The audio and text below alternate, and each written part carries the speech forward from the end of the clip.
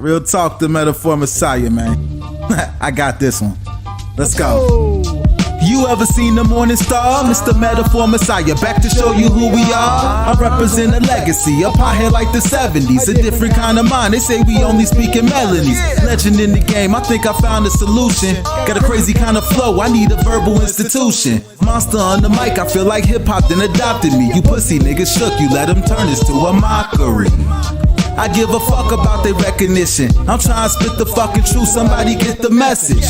These politics, they overstate the obvious. They shooting like Stojakovic, it's war on every continent. Deeper than you know, I'm what you hate if you the government. Young black with heart, I put a hex on the establishment. Niggas playing patty cake and I was trying to regulate. A lot of them I emulate, but none of them I demonstrate.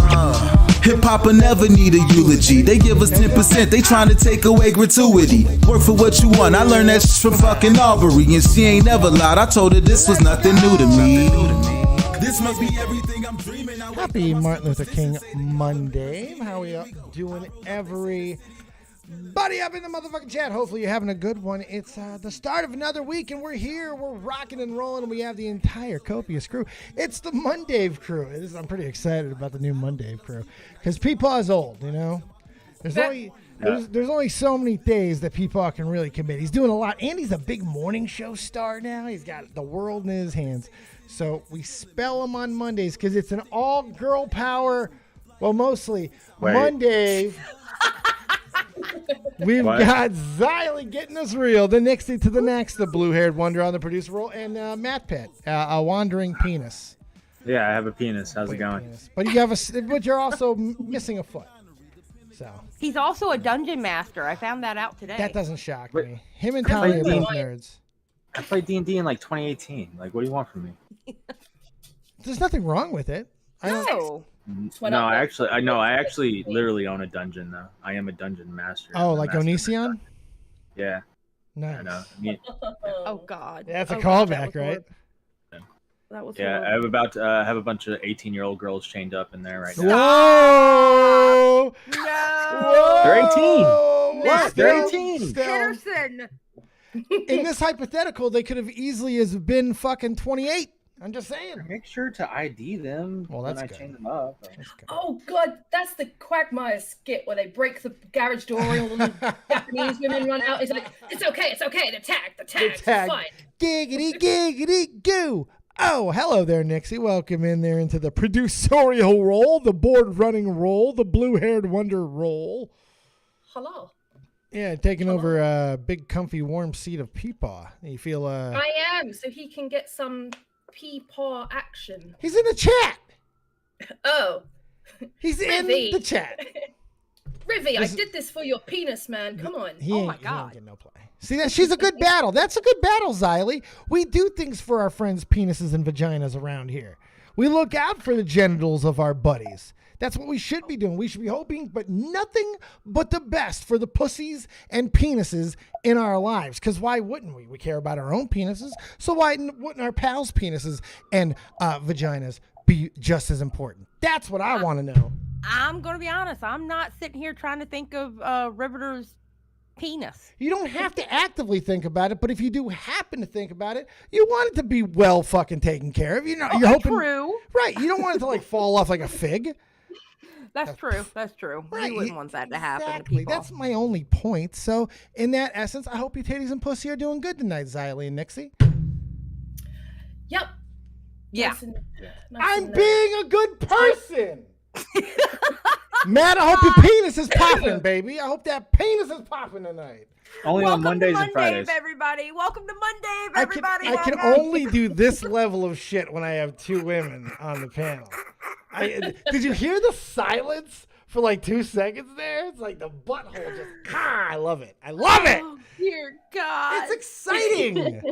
It's good times. Well, look, we got a lot of wholesome things at some point to talk about, so I had to offset it.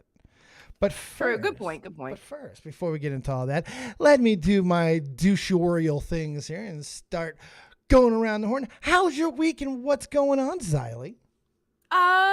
The week is going pretty good. I'm trying to just get back into the groove of getting back on my channel and doing my thing, and it's a little hard going, but we're gonna get there. We're gonna get there. We're gonna be doing. You took a doing little good break. things. You took a little siesta. You took a little reprieve. Yeah, Was but it good? we're gonna come back. We're gonna come back. How do you feel about the reprieve, the break, the siesta? It was a break that I definitely needed. The only bad thing about taking a break is getting back, like jumping back on the horse again. You know what I mean? It's weird to hit that go live and then get everything done and do everything that you're used to doing when you haven't done it in like 8 days. It's kind of weird. It is repetition. When you don't do it, it does make it a lot harder. You're like, oh, well, luckily I'm awful anyway, so it's fantastic. I might accidentally mute at any given time, use the wrong frame, don't put the wrong fucking stream key in. I do this all the time. It's great. Yeah, but we're gonna get back into it. Hopefully, I'm jumping back tomorrow. I'm gonna see how I feel, if I feel like going live or not. So, nice. Well, I've said it before and I'll say it again. We miss your voice, so get in there. Thank you. Get in there, but our friend. broadcast episode did really well. We had like 3K views on our last episode. Oh, nice! I got to catch up on stuff. I have not caught up with the latest and greatest. What'd you do the episode talking to the broads with this time? MattPitt was on there with us, and we were talking about the whole Salvo Edwin thing, and Eva basically let us know what was going on with her and Edwin, and it was a really, really good video, really good story and everything. I'm the reason why it's 3K right now. I was about to say, did Matt bring the views? I brought the views. I birthed these babies. Okay, yeah, let's talk about that for a second. Matthew Peterson is not the father of the broadcast. Okay, he's running around saying that he's the baby daddy, and he's not. I mean, he might be the thing that inseminated it. That got it. Like no, he was the doctor that helped it being birthed. Okay, but he is not the baby daddy. So all right, he likes to go around saying he's the baby daddy. He put it in the test tube. He's the geneticist. I am the one who birthed the podcast. Like you pulled it out. Do you know what? I was gonna say that you've been saying that I'm not a lady. I've got a penis, but I mean you were on the Broad show and then you're here with us on the girls' night. I go where I'm wanted. Maybe you did birth it with your vagina. Listen to me. That's right. Typically, if it was anybody else we were talking about, I would agree with you. But MattPitt is like the Slash of the fucking podcasting community. If it's an open slot, he'll show the fuck up. If I do a fucking open mic night, there's a chance Slash might just show up and start playing fucking November Rain. You just don't know. It's very possible. And Matt is essentially that. He is the Freddy Krueger, if you will, of the commentary community. I will say he was. Go ahead, Nixie. Go ahead. I was gonna say that's why it blew my mind when Xylee said that he's a dungeon master. I was like, how the fuck do you find the time? Jesus. I haven't done it since 2018. That shit's nerve-wracking. I was trolling. But no, it was actually really good that Matt was on that episode because, like you said, Dave, Matt is everywhere. So, Matt has heard conversations, been on live streams with other people when stuff is going on, and he was perfect for that episode. And we were very glad to have him. Yeah, Matt talks to everybody. Speaking of, how you doing there, Matt? Didn't do a shot for the point today. Sorry I missed yesterday. We did not do a shot for the point today. Tommy took the day off. Yeah, doing pretty good. Just working on now recording. Did a stream last night. Went very well. We're averaging similar numbers than as we did on Toxic Piplup. Woo!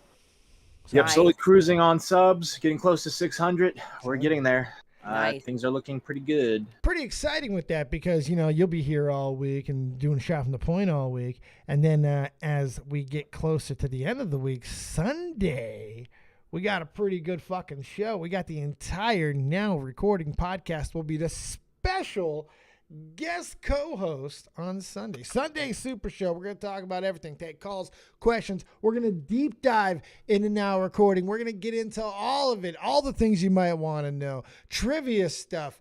We're going to find things that nobody else knows about Now Recording. We're going all the way to the fucking white meat. I'm excited for that. That's going to be a fun show to watch. Very exciting. They're all going. It sounds like chaos, and I'm down for it. Well, yeah. It's because they're chaos. To be fair, we all know Now Recording is the chaotic fucking Cousin Oliver of the commentary community. If you get that reference, you get that reference. You may not get that reference. I wonder who got that reference. Matt, you got that reference, right? That Cousin... one might went over my head. Matt, Cousin Oliver? No? Brady Bunch? Oh, the cousin, the fucking shaggy hair dude, right? The kid with the glasses. The kid who never stood a fucking chance. They tried, man. They tried. Poor Cousin Oliver, the little kid. They might as well have gotten hit with a car. Yeah, he kept fucking up, right? No, just nobody liked him. They brought him in. He was a jump the shark type fucking thing. They brought him in like, the Brady Bunch had already been around for a while. Brought in something spicy to, spice things up. Cousin Oliver. No. Yeah. No. He started fucking shit up, right? He was like this weird little fucking albino kid, walk around, looked like he was possessed by the devil half the time. It's fucking just very weird. He might have even been a redhead. I don't even remember anymore. But he was a creepy looking fucking kid. Oh, for sure. Yeah. I remember the Brady Bunch movies. I think Cousin Oliver made a small appearance in that. I think they actually made a dog him getting hit by a car reference in that too. Yeah. I think so. Yeah. I like the movies better than the show. You know what? I'm actually with you on that. I like the show. I grew up on the show. My mom was huge on it and I watched it. But the movies, I fucking loved those. Christine Taylor. Fuck yeah.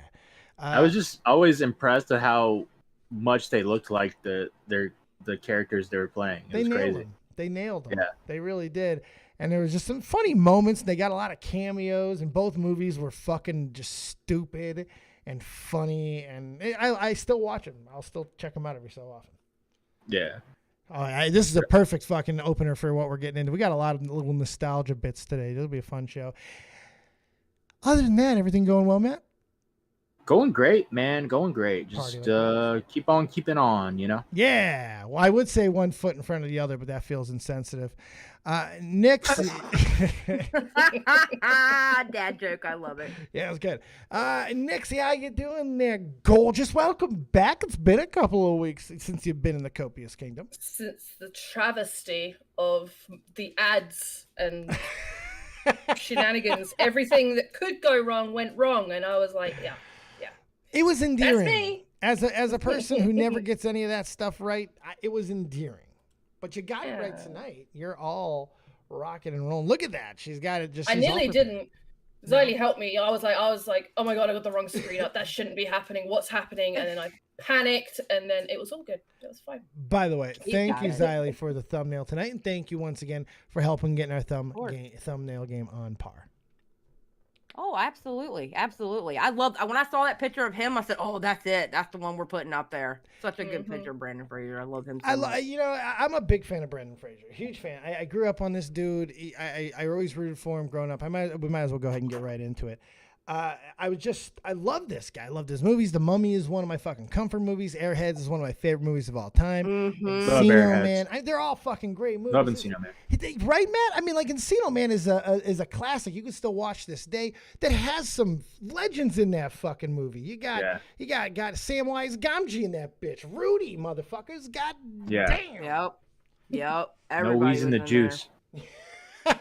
Buddy, I love Pauly Shore. My mom met Pauly Shore a lot, many times in Vegas.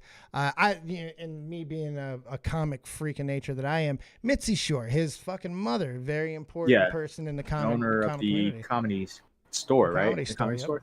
Oh, I didn't know that. Yeah. Long time owner of the comedy store. Yeah. Pauly Shore grew up in comedy. He was being babysat by Sam Kinison and stuff. Yep. He had a crazy childhood. Very crazy childhood. Wow. Yeah, there's all kinds of famous pictures. He was on the fucking Rodney Dangerfield and shit. It was there's crazy stuff. And it's probably the reason why he is the way he is. I mean, my God, that's a motley fucking crew that ran through that in those days. Woo! It's a good time. You know what was cool about Brendan Fraser's character in Encino Man? Everything. It would make cameos in other Pauly Shore movies. Yes, most famously in The Army now, where and he was also in Son-in-Law. It's pretty funny. You can kind of see his life continue. Movie. Yeah, that's true. Biodome's another fucking classic. Well, that's just a Pauly Shore one, not a Brendan Fraser movie. Yeah, no. But now I'm just going Pauly Shore fucking movies. But Jesus Christ. Anyways, Brendan Fraser, he really marked out a great career for himself. You know, he had some great movies. He was rocking. He was a good-looking fucking dude. He looked like he could slay the pussy of the world. Probably like one of the best-looking guys of that era. Oh, agreed. Agreed. Yeah. Because he wasn't like all the other guys who were kind of shorter. Like Johnny Depp felt short. Brad Pitt felt short. They all felt short. Brendan Fraser was tall. Well, he had more of a classic look too. He wasn't like, he looked like a dude that literally would live next door to you. Yeah. And that you would go and have a beer with and sit on the front porch and just talk. He wasn't like exotic looking. He was just like the good looking dude next door. Like literally. Yeah.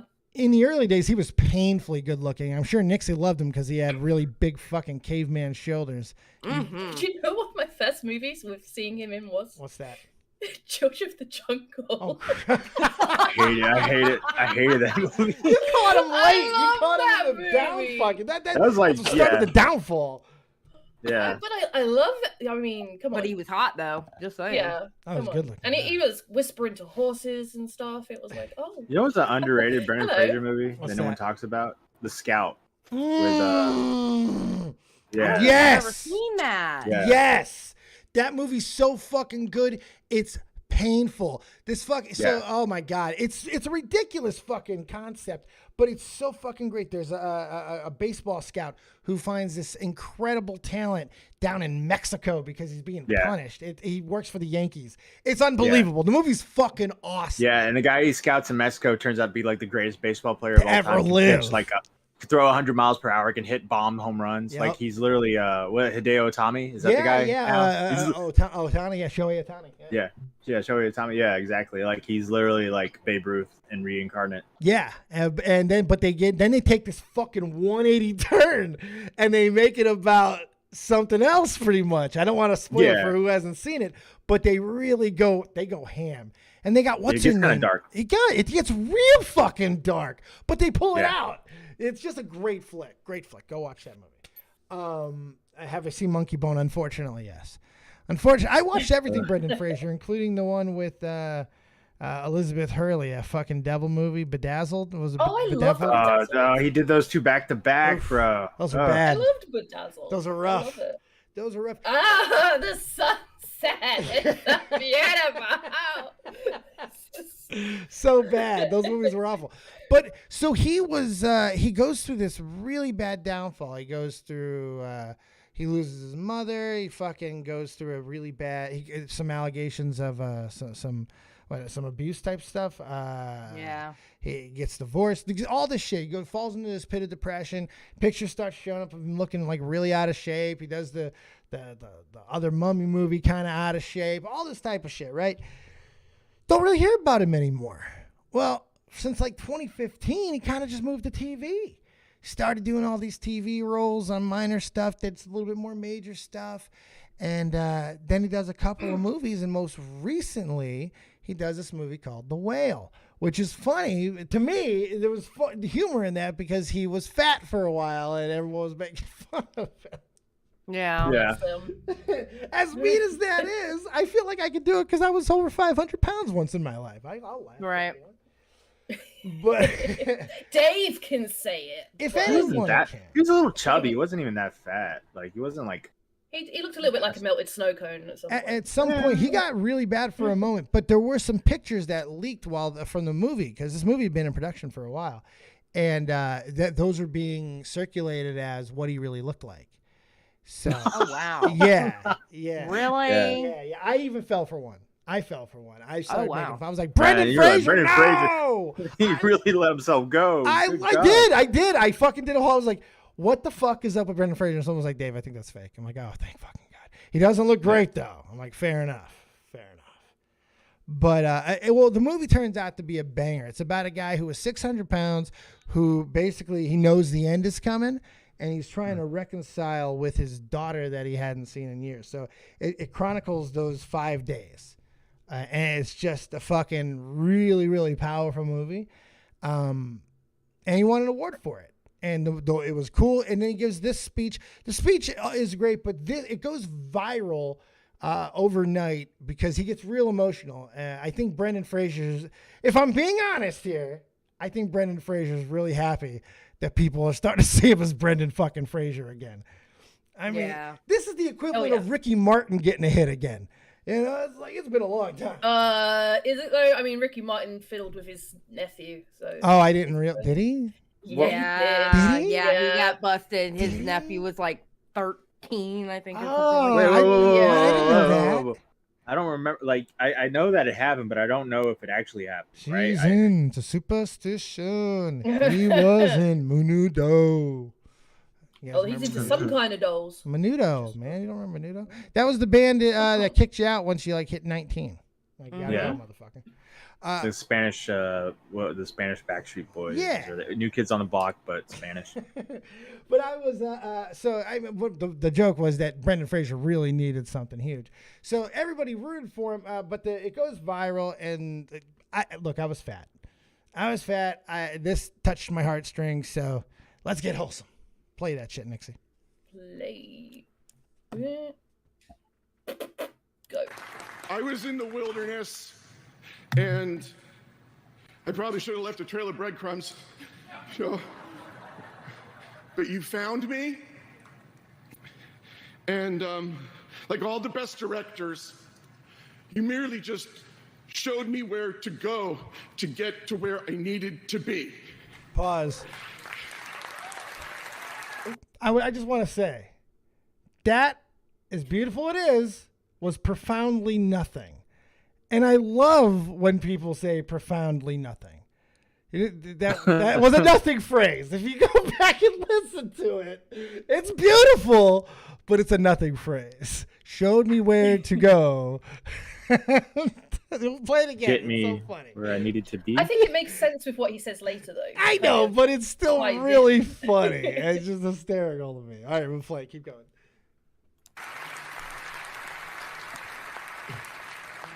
If you, like a guy like Charlie, who I played in this movie, in any way struggle with obesity, or you just feel like you're in a dark sea, I want you to know that if you too can have the strength to just get to your feet and go to the light, good things will happen.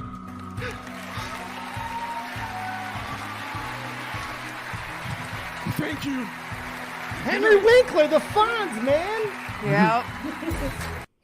I've heard he's like one of the nicest guys. Like the nicest guy. I've read Yeah. that so many times. That's why he was so good as Mr. Saperstein on fucking Parks and Rec, because he had the two worst children in the world. Who doesn't love the Like Fonz? Like there's a lot of tales in Hollywood or around the country where everyone has a weird Bill Murray story where he like walks up and starts eating your fries, or like everyone has an Andy Dick story where he like shows up and he humps you, And fucks in the But- ass or something. Yeah. and it's like supposedly like Henry Winkler's like the nice guy that helps you out when your tires flat or something. Like, Right, he's always got everyone like has, like- Werther's Originals in his pocket and stuff. Yeah, exactly.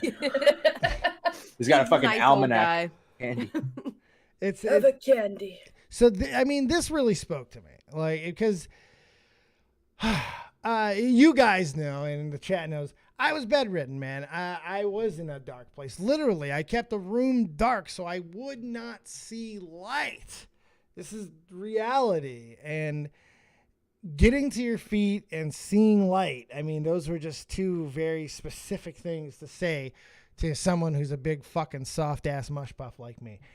Because that really touched me, especially because he may not have been 600 pounds, but he did start struggling with his weight, and he has struggled with a lot, obviously. I mean, look at the emotion there. And it's just cool to see that. So, and I've had a lot of people recently over the past, because people are starting to get it on their health. Like, I'm starting to notice people are waking up a little bit. Took me a long time too, but I'm starting to see people are taking it a little bit more seriously. Motherfuckers are dying too young. We're seeing athletes die at 19, 20 years old at like a really crazy rate. We're just, it's not cool. So like people are starting to try to take a little bit better care of themselves. I've had people reach out to me and ask about like weight loss stuff. So I might even incorporate a segment in, just some tips. And I'm going to start doing some exercises that I can help with my disabled brethren that like me can't really do too many things. I got a couple of things that might be able to help, some dynamic resistance things. I don't know. I'm just kind of get going. Dave was fatter than Dioria. Oh yeah. Yeah. I had like 150. Like Nick can't be more than 350, right? He's like 5'6", right? So he's probably. I highly doubt Nick is even 300. He if just I'm being looks honest. really big. He's just short. Yeah, he's just a Well, short guy. So. I can tell you at 5'4.5", when I was over 300, that was a hell of a ride. That was a hell of a ride to lose all that weight. It's a struggle. It's a struggle. It's not good. Easy. Coyote Dave, do you ever have sciatica? Yeah, I do. But even worse, I have a degenerative form of nerve damage on my left side. I got hurt in Iraq. And so that's what I've been struggling with for 15 years, right? So they put the spinal cord stimulator in me, 15 years ago, 14 years ago, and it stopped working about 2 years ago. They tried to put a new one in me last year. It didn't work. So I've been kind of up shit's creek the last couple of years without any pain relief besides, the almighty ganja, because I'm not going back to pills, because that was part of the reason why I was bedridden for 3 years. But I got that under control, for the most part. And then life just threw a big curveball at me with not one, but two autoimmune diagnoses in the form of Crohn's and one of the colitis. I got to fucking figure out the thing about pills and why they're good for a short period of time because they make the pain go away, but they're a huge trap because they will make you so happy with just being in bed all day. Yeah. Like being in bed on pills feels like an adventure. Watching a movie on Netflix, everything feels amazing. You don't need to go outside to have any sort of endorphins. You're living it in here. Wow. It's I a trap. I couldn't imagine. I haven't had to go through that, and that sounds. Oh, they pumped me through them, man. They put me on 3 different types of morphine, Percocet, Vicodin, all at the same time. They kept those active things going for over 3.5 years, and I popped them like Pez, man. Anything to stop feeling the pain, because it's constant pain with me. No matter what I'm doing, even to this day, I'm always in pain. It doesn't stop. So how bad were you constipated? Oh God! So during it, Nixie knows where this is going. And by the way, you want my shit with pills for context, opiates constipate the fuck out of you. They really do. Yes. Yeah, they do. Oh, I didn't know that. Well, they shut your system down. Part of what it does, and part of what the trap of fucking opioids is, it kind of tricks your body into running at minimal capacity. Yeah. And it shuts everything down. Everything starts running a little bit slower. I asked the doctor about it. There are endorphins in your colon, and what opioid receptors attach to endorphins, and they fuck everything up. It's weird. So those endorphins in your colon, they attach to them too, and they stop putting in water to make your stool soften, and so you're shooting out basically hard rocks. Yeah. It's really fucked up too. For me, I don't remember a lot of it. I wouldn't poop a lot, except I would eat a lot, so I would poop no matter what. I couldn't move off the couch, so my shit was caught off the couch in a bucket. Okay, you were way worse than I was, buddy. Yeah. Holy shit. In 3 years, there was a point I left the house 12 times. You were like a Wow. TLC. Yeah. You were a TLC documentary. I was sponge bathing it, bro. It was bad. It was rough. Christ. I mean, I heard. But you know what? Look where look how far you've come. That is amazing, Dave.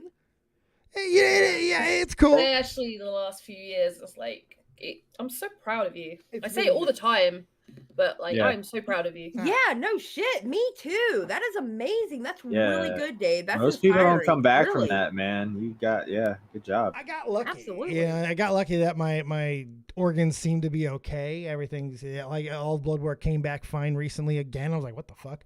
I guess I'd say I was cocooned in fat. But it's funny. I was like, I didn't move for years. I'm just cocooned in this big layer of fat. And here I am emerging a bigger, stronger Dave, ready to conquer the goddamn world. And it's cool. So I'm turning 40 in a couple of months, and I feel like I'm really just getting started. So I'm excited. Yeah. And now I got to lose the rest of it. I got to stop fucking around with these. I like donuts. Now, don't be fooled by a Dunkin' Donut cup. I'm just reusing it. But there's my coffee. But I can't stop. I like donuts, man. I gotta stop with them though. I know, I'm the same way. My husband went and got Dunkin' Donuts today, and I was like, hell yes. But then I was like, no, I shouldn't be doing this. I like donut holes. Yeah, Munchkins, oh, man. yeah. Munchkins. The Munchkins are Those are good. amazing. They're so good. I had some today, I'm not going to lie. I got through the whole day without any fucking sugar. I was like, I am a real American. Don't need sugar. I am the man. But then I went and had some sugar. You know what I've got right now? What do you got? A cup of water. Hey, you don't drink that. And I'm bitter about it. Yay. Here, I'll drink some water with you, Battle. I got you.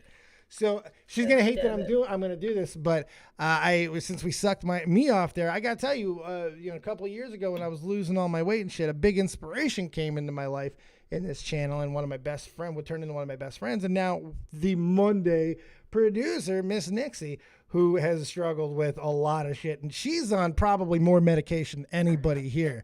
Would you like to talk about your constipation? when it gets to 2 weeks and you haven't, it basically feels like you're giving birth out your anus. Yeah. Oh my God. It's awful. It's the absolute worst.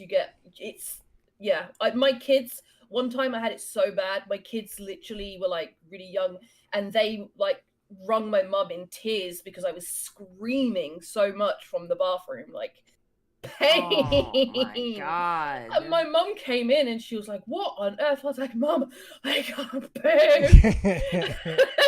And she was like, we got to get you down to the hospital or something. I was like, "I can't leave." Oh It my was gosh. It was awful. It was like childbirth out your bum hole, basically. It was the worst. But I've always been a prolific so pooper now anyway, I try to balance it, so I will make myself go through withdrawal for a couple of days to get a decent amount of bowel habits back into play, and then I'll like try and like get back into, when the pain gets too much, I try. It's a real balancing game. It's fucking awful. Oh, Yeah, you're playing a Wow. game of feeling sick in withdrawals and being in Yeah. pain. And Like then, the withdrawals is like basically having flu. Yeah. Everything hurts. Everything. Well, it's worse than- It's disgusting. it's worse than the flu because you can't sleep it off. Right. That's the worst Yeah, part. you know you're gonna feel the same fucking way tomorrow, so it's a mental Yeah. game on top of it. Yeah, It really when sucks. you have the real flu, you can usually just go to sleep. When you're withdrawing from opiates, you have like the shakes and the flu and the sweat and all this, and you're so anxious because in your head all you would need is just a little tiny pill and it'd go away, and it fucks with you this whole time, and you just can't sleep. You Oh, can't wow. sleep. You just have to like stay awake until you finally just pass out of exhaustion. Yeah, I feel like restless leg syndrome bugs me really bad when I'm going through withdrawal. So I feel like I've got toothache in my shins, but it's everywhere. It's in my back. It's in my chest. It's absolutely everywhere. It's just impossible. So that's why I kind of have to try and do the balancing game. So I'll try and stretch it out as much as possible so I can go to the toilet, and then I'll just get back on pain meds again. When Not fun. When I decided to get off all the pills, I got off them at once. I just said fuck it. I was on them for over 3.5 years, and I just stopped all at once. I think I detoxed for about 11 days, and I the worst 11 days of my life. Oh man, I don't even remember how I got through those. They were fucking horrendous. I couldn't imagine going through that. Damn, y'all. Y'all are like inspiration, all three of you. Holy crap. Well, And we I'm all just- have our struggles. wow. Everybody's Damn. got journeys. Everyone's got struggles. Everybody has something that they've gone through. And that's what was cool about this whole thing with Brendan Fraser is he's such a highlight of that right now. That's raw emotion what we got to see. So vulnerability in this hollow fucking industry that is entertainment. It's kind of cool to see, and it's got a lot of people talking. It's kind of happening at the right time with an emphasis on health and stuff. And I really enjoyed seeing it because I think we need a little bit of that right now. We're starting to lose celebrities like legends again in fucking droves. I'm like, God damn, dude. It's like, fuck. So this was a cool thing, and even though he does have a Drew Carey haircut, I just noticed. I was thinking he looked like someone else. Kinda looks like Drew Carey. Yeah, it's the glasses and It's the the haircut. It glasses. kind of looks like Drew Carey. Is Yeah. he bringing back the Drew Carey show? Craig Ferguson going to come back to television? That would be fantastic. Holy fuck. Hell yeah. He's taking over The Price is Right. So you guys have anything else on Brendan Fraser in this situation? Anything that may have touched you in a certain tingly way? I'm just glad that people are appreciating him again because he went through a lot of shit. Yeah. And I don't know. It just makes me happy that people are appreciating him again and just he's being noticed again because he deserves it. He's a good guy. Seems to be. He's never been known as an asshole in Hollywood. He was always known as a good guy. And I don't know. I'm just happy he's being noticed again. Yeah, a little bit of dust up there for a little while, but other than that, yeah, he really has. Matt, you were going to say something? Oh no, just one of those guys, one of those actors where always seemed like a pretty decent guy. Yeah. You know, didn't seem Yep. like an asshole. I think Hollywood really fucked him. Yep. half And Canadian.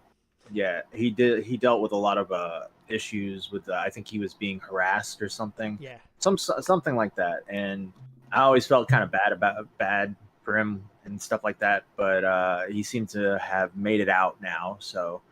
Good for him, and I look forward to seeing The Well. It's I can't remember the director's name, but he's a very good filmmaker. He did movies like The Wrestler and Black Swan. So, yeah, it's a movie that not a great trailer. Trailer was very Trailer's rough. Trailer was very rough. does not seem like it looks like a good film from the trailer's point of view. But I know that the director's a great talent, so I think it'll be a good movie. Aronofsky. Aronofsky, yes, that is the. He didn't give up the cheeks and got blacklisted for it. Yeah, right. That's one of the fucking rumors. There's my dude, Team Maker.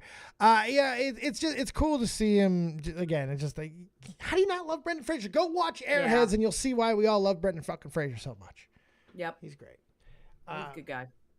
So in the spirit of things that kind of make you feel good in the vein of entertainment, well, I hope these are going to make us feel good in the vein of entertainment. We have not one, but 2 reboots, remakes, sequels, shows of classic, beloved television shows, one from the 80s and one from the 90s. Tomorrow, we have the premiere of the new Night Court, which will Really? Yes, Really? Night Court is returning tomorrow. Oh my gosh. Yes. Revolving around the daughter of Harold T. Stone. We're gonna talk about this second. I saw fucking Kristen Ark say that. I will talk about that in one moment. Jesus Christ, add 30. Christ on a cracker. But yes, unfucking believable. What was I saying? Shit. Night Court. Return- Night Night Court. Court. Yes. Not only is it revolving around the daughter of Harold T. Stone, but John Larroquette is coming back. What? Yes, they got John Larroquette. Yes. That's one show that I never had a chance to watch. It was never on television. What? Yeah. Oh, It was Never- a good man. show. I Still remember watchable. watching it with my grandmother. My grandmother loved that show. Still holds up. Still Dave got us holds to up. watch it a year ago, 2 years ago. I did. something Now, like is that. it going to be like a traditional sitcom? Yes. Or Yeah. Okay. Yeah. But in a little bit of a twist, he was a prosecutor back in the day, and now he's playing a public defender. So that, Okay. yeah, it's kind of fun. That sounds- one could be whatever. Hit or miss. It might be great. It might be shit. Probably going to be shit. But the other one is that 90s show. And they, Oh. and it's now that 80s show was not a real sequel or anything. It didn't really have anything to do with that 70s show. This is a direct follow-up following the same people in the same house, but this time Red and Kitty, who I thought Red was dead, man. I really thought that motherfucker died.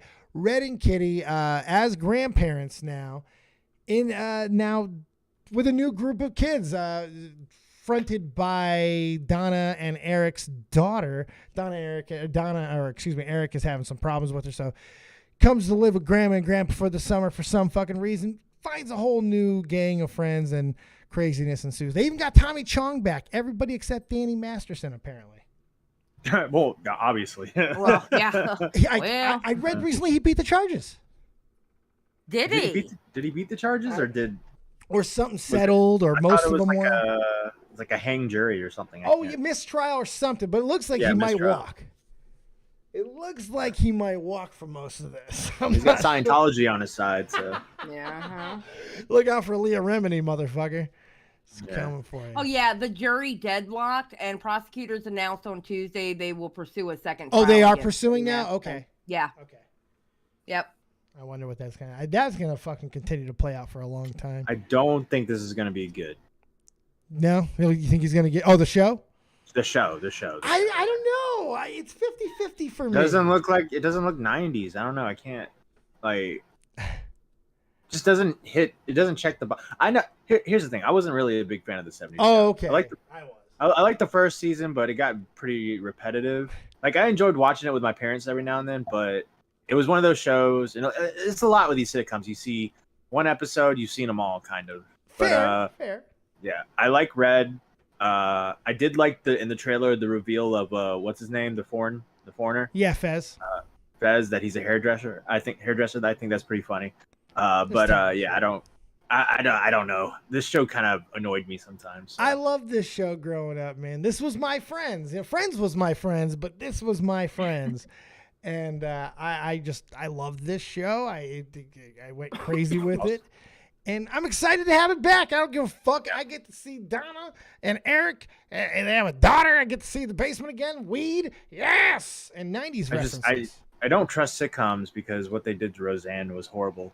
Well, you know what? To be fair, though, Matt, before all the craziness and fuckery, to be fair, they don't know the joke, Nixie. We're gonna have to get them. They're gonna have to watch Letterkenny. It's okay. It's their fault, not yours.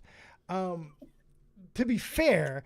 Fucking those before all the fuckery started, that Roseanne revival was pretty fucking good. Yes, it was, and then they fucked it up. Well, yeah, it was the best show on television. Ambien fucked it up. Fucked it up. Ambien fucked it up. She didn't do anything wrong. Have you read Ambien? What are you talking about? It's Ambien. It rots your mind. She didn't do anything wrong. She fucking talking shit on Twitter. Who gives a shit? She was openly racist. This is Martin Luther King Day. This is not the day to defend Roseanne, Matt.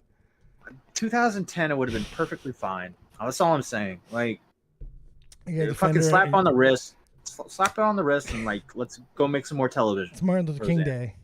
It's Martin Luther King Day. She didn't talk shit about Martin Luther King. I'm just saying it's Martin Luther King Day, and I'm just saying. She didn't do anything. The mutter was great. No, so Roseanne. Regardless of how you feel about the joke. The fact that Dave took everything was pretty ridiculous. And it wasn't just the fact that they took the show. It was that they took it in hours. That decision was made in like less than 18 fucking... I'm not even talking about killing her off the show. The decision to do it happened so quickly. It was ridiculous. Sorry, Matt. Bro, that was my Friends. All right, the 70 show was Me your too. Friends. No, I'm with you, Roseanne. Yeah, Midwest like kid. that was my show because it was like, here's a show about a white trash family, that's not doing so good. And the thing that's always bothered me about sitcoms, like Full House and all these sitcoms, they pan to the house and the house looks fucking amazing, right? Yeah. And it's like a 2-story house, and it's just like, how are they living like this? Like, how is a cop in Chicago living in a house like that on Family Matters? You know what I mean? No, but I can have an answer for that, but it might get me in trouble. I lived in Chicago. I can answer that. Right? That was a nice house in Family Matters. I can answer that question, but I might get canceled for it. I'm guessing the 90s was great back then. Listen, but I'm just he was saying, a black cop in Chicago in the 90s. He was taken care of. He was fine. Okay. Well, all I'm saying is it was cool to see, like, one of the daughters fucking runs off and drops out of high school to be with her boyfriend. Oh, that was so like that shit. That shit happened in like my life. Well, like they tackled real shit on Roseanne. Yeah, that was real. That was real shit. This is one of my favorite episodes of Roseanne. This really fucking happened. Jackie, the sister, was dating this guy Fisher, and it seemed like she was really finally getting her happy ever after with a guy. Yeah. But if you go back and you watch the fucking arc with Fisher, there was something always off. There was something from day fucking one. There's something was just a little bit off. It became more prominent as it went on, as they decided that he wasn't going to be part of the show. But he was beating her, right? So they revealed that she was getting beaten by the guy, and then Dan beats the fuck out of him, and they make a whole episode about him going to jail. It's fucking amazing. The shit that they would tackle. It's just no fear. It was like they're all in the family, great. Because the thing with Roseanne, right? The last season of the original run was really bad because they jumped the shark because they had Roseanne win the lottery, and it just totally changed the tone of the show. And then the last episode, you find out it was all a fucking book that she was writing. Oh, I hated it. I hated it. And that, and then like in real life, her real life family, like Jackie was gay. And like, because Roseanne always wanted Jackie to be gay. Yeah. Like that's something she always fought with producers. She wanted Jackie to be gay. But so she like reneged everything, and it was one of those like, and it was all a dream. So when they came back, it ignored that last season and was able to kind of like start from a really cool perspective where you have Roseanne, who's like a pro-Trump Click woman. off that, Nixie, just in case it was a lot of videos playing. Just click off. Thank you. Go ahead, man. You have Roseanne who's like pro-Trump, and like it created more interesting dynamics because there was no one on television doing stuff like that. It made Roseanne incredibly watchable. Oh yeah. And it was almost like they were back, you know. And then all it took was just one tweet, and it's gone. Well, man, I mean, it doesn't take much nowadays. It just takes a little bit. Fucking people lose Oscar jobs over tweets. People fucking lose regular jobs over tweets. It's crazy what you can lose over a fucking tweet. It's crazy what you can lose over things that you said fucking 30 years ago. It doesn't matter. Anything can be dragged up. It's just what it is. And I'd like to say that you have a choice, and that maybe it won't affect you if you just ignore it. But no. If the outlash is, if the backlash is big enough and people care enough, you're fucked. You're fucked. You just have to deal how fucked with you want to be. Do you want to bend and fucking take it and suck it and just say your sorries and try to get it over with? Or do you want to try to stand up for yourself? It's up to fucking you. It ain't going to be good either fucking way. It's up to you. Yeah. Have fun. Let's see in the chat here. All right. So fucking, I saw earlier, Kristen Ark said, ad called... the quartering. I have the picture that Matt sent to me. Before you did that, Xylee, do you have any feelings on the remakes that are coming on our way? I'm actually that 90s show. I might check it out, being it's on Netflix. I'll probably end up checking it out. Were you into that 70s show? Yeah, I did like that show. I did. Who's your favorite character? Can you name one? Oh God, I can't say it because he's canceled. Oh, what, you like Hyde? I did like him. Why'd you like Hyde? Separate the art from the artist. There you go. And I liked him when he was on the show. Oh God, what was it? The Ranch. When he was on the Ranch too. When Danny Masterson was on the Ranch, because what's that main? Oh my God, he's so sexy and I can't remember his name. The main character, the dad. Keep it in your pants, Xylee. The guy from the 70s show as well? No, not Danny Masterson, the guy who played his dad. Wasn't there another guy on the ranch that was from the 70s show? Yes, but I'm not talking about him. Oh, okay. I have no idea. Was Danny Masterson in Brokeback Mountain? Was there like a deleted scene with Topher Grace that, they get into the tent? Topher Grace? Yeah. Sam Elliott, thank you. Sam Elliott. Oh my God, I love me some Sam Elliott. Wasn't Topher Grace? No, was Topher Grace? I thought you said. I got confused. Was Topher Grace in Brokeback Mountain, or was it the other one? No. Jake Gyllenhaal. No. First, I think you just made a weird mind fuck in my brain. I was trying to make a Brokeback. Who was in Brokeback Mountain? It was Heath Ledger and Jake Gyllenhaal. It wasn't. I thought it was even the other. What the fucking guy? You thought it was Tobey Maguire. I did think it was Tobey Maguire. And then I went to Topher Grace. What the fuck, man? Get out of my brain, you cocksucker! What type of wizardry is that? How did you know I thought it was Tobey Maguire? Because I thought I just assumed that you were talking about Tobey Maguire as well. I don't know what it was, but my brain just went. No, he's talking about Jake Gyllenhaal, not Tobey Maguire. He's one of us, he said Nixie. Topher Grace, and I was like, what? Nixie's one of us. Oh God, one of us. One of us. What fucking A? But all right, so it wasn't any of them. Anyway, that would have been funny if it was.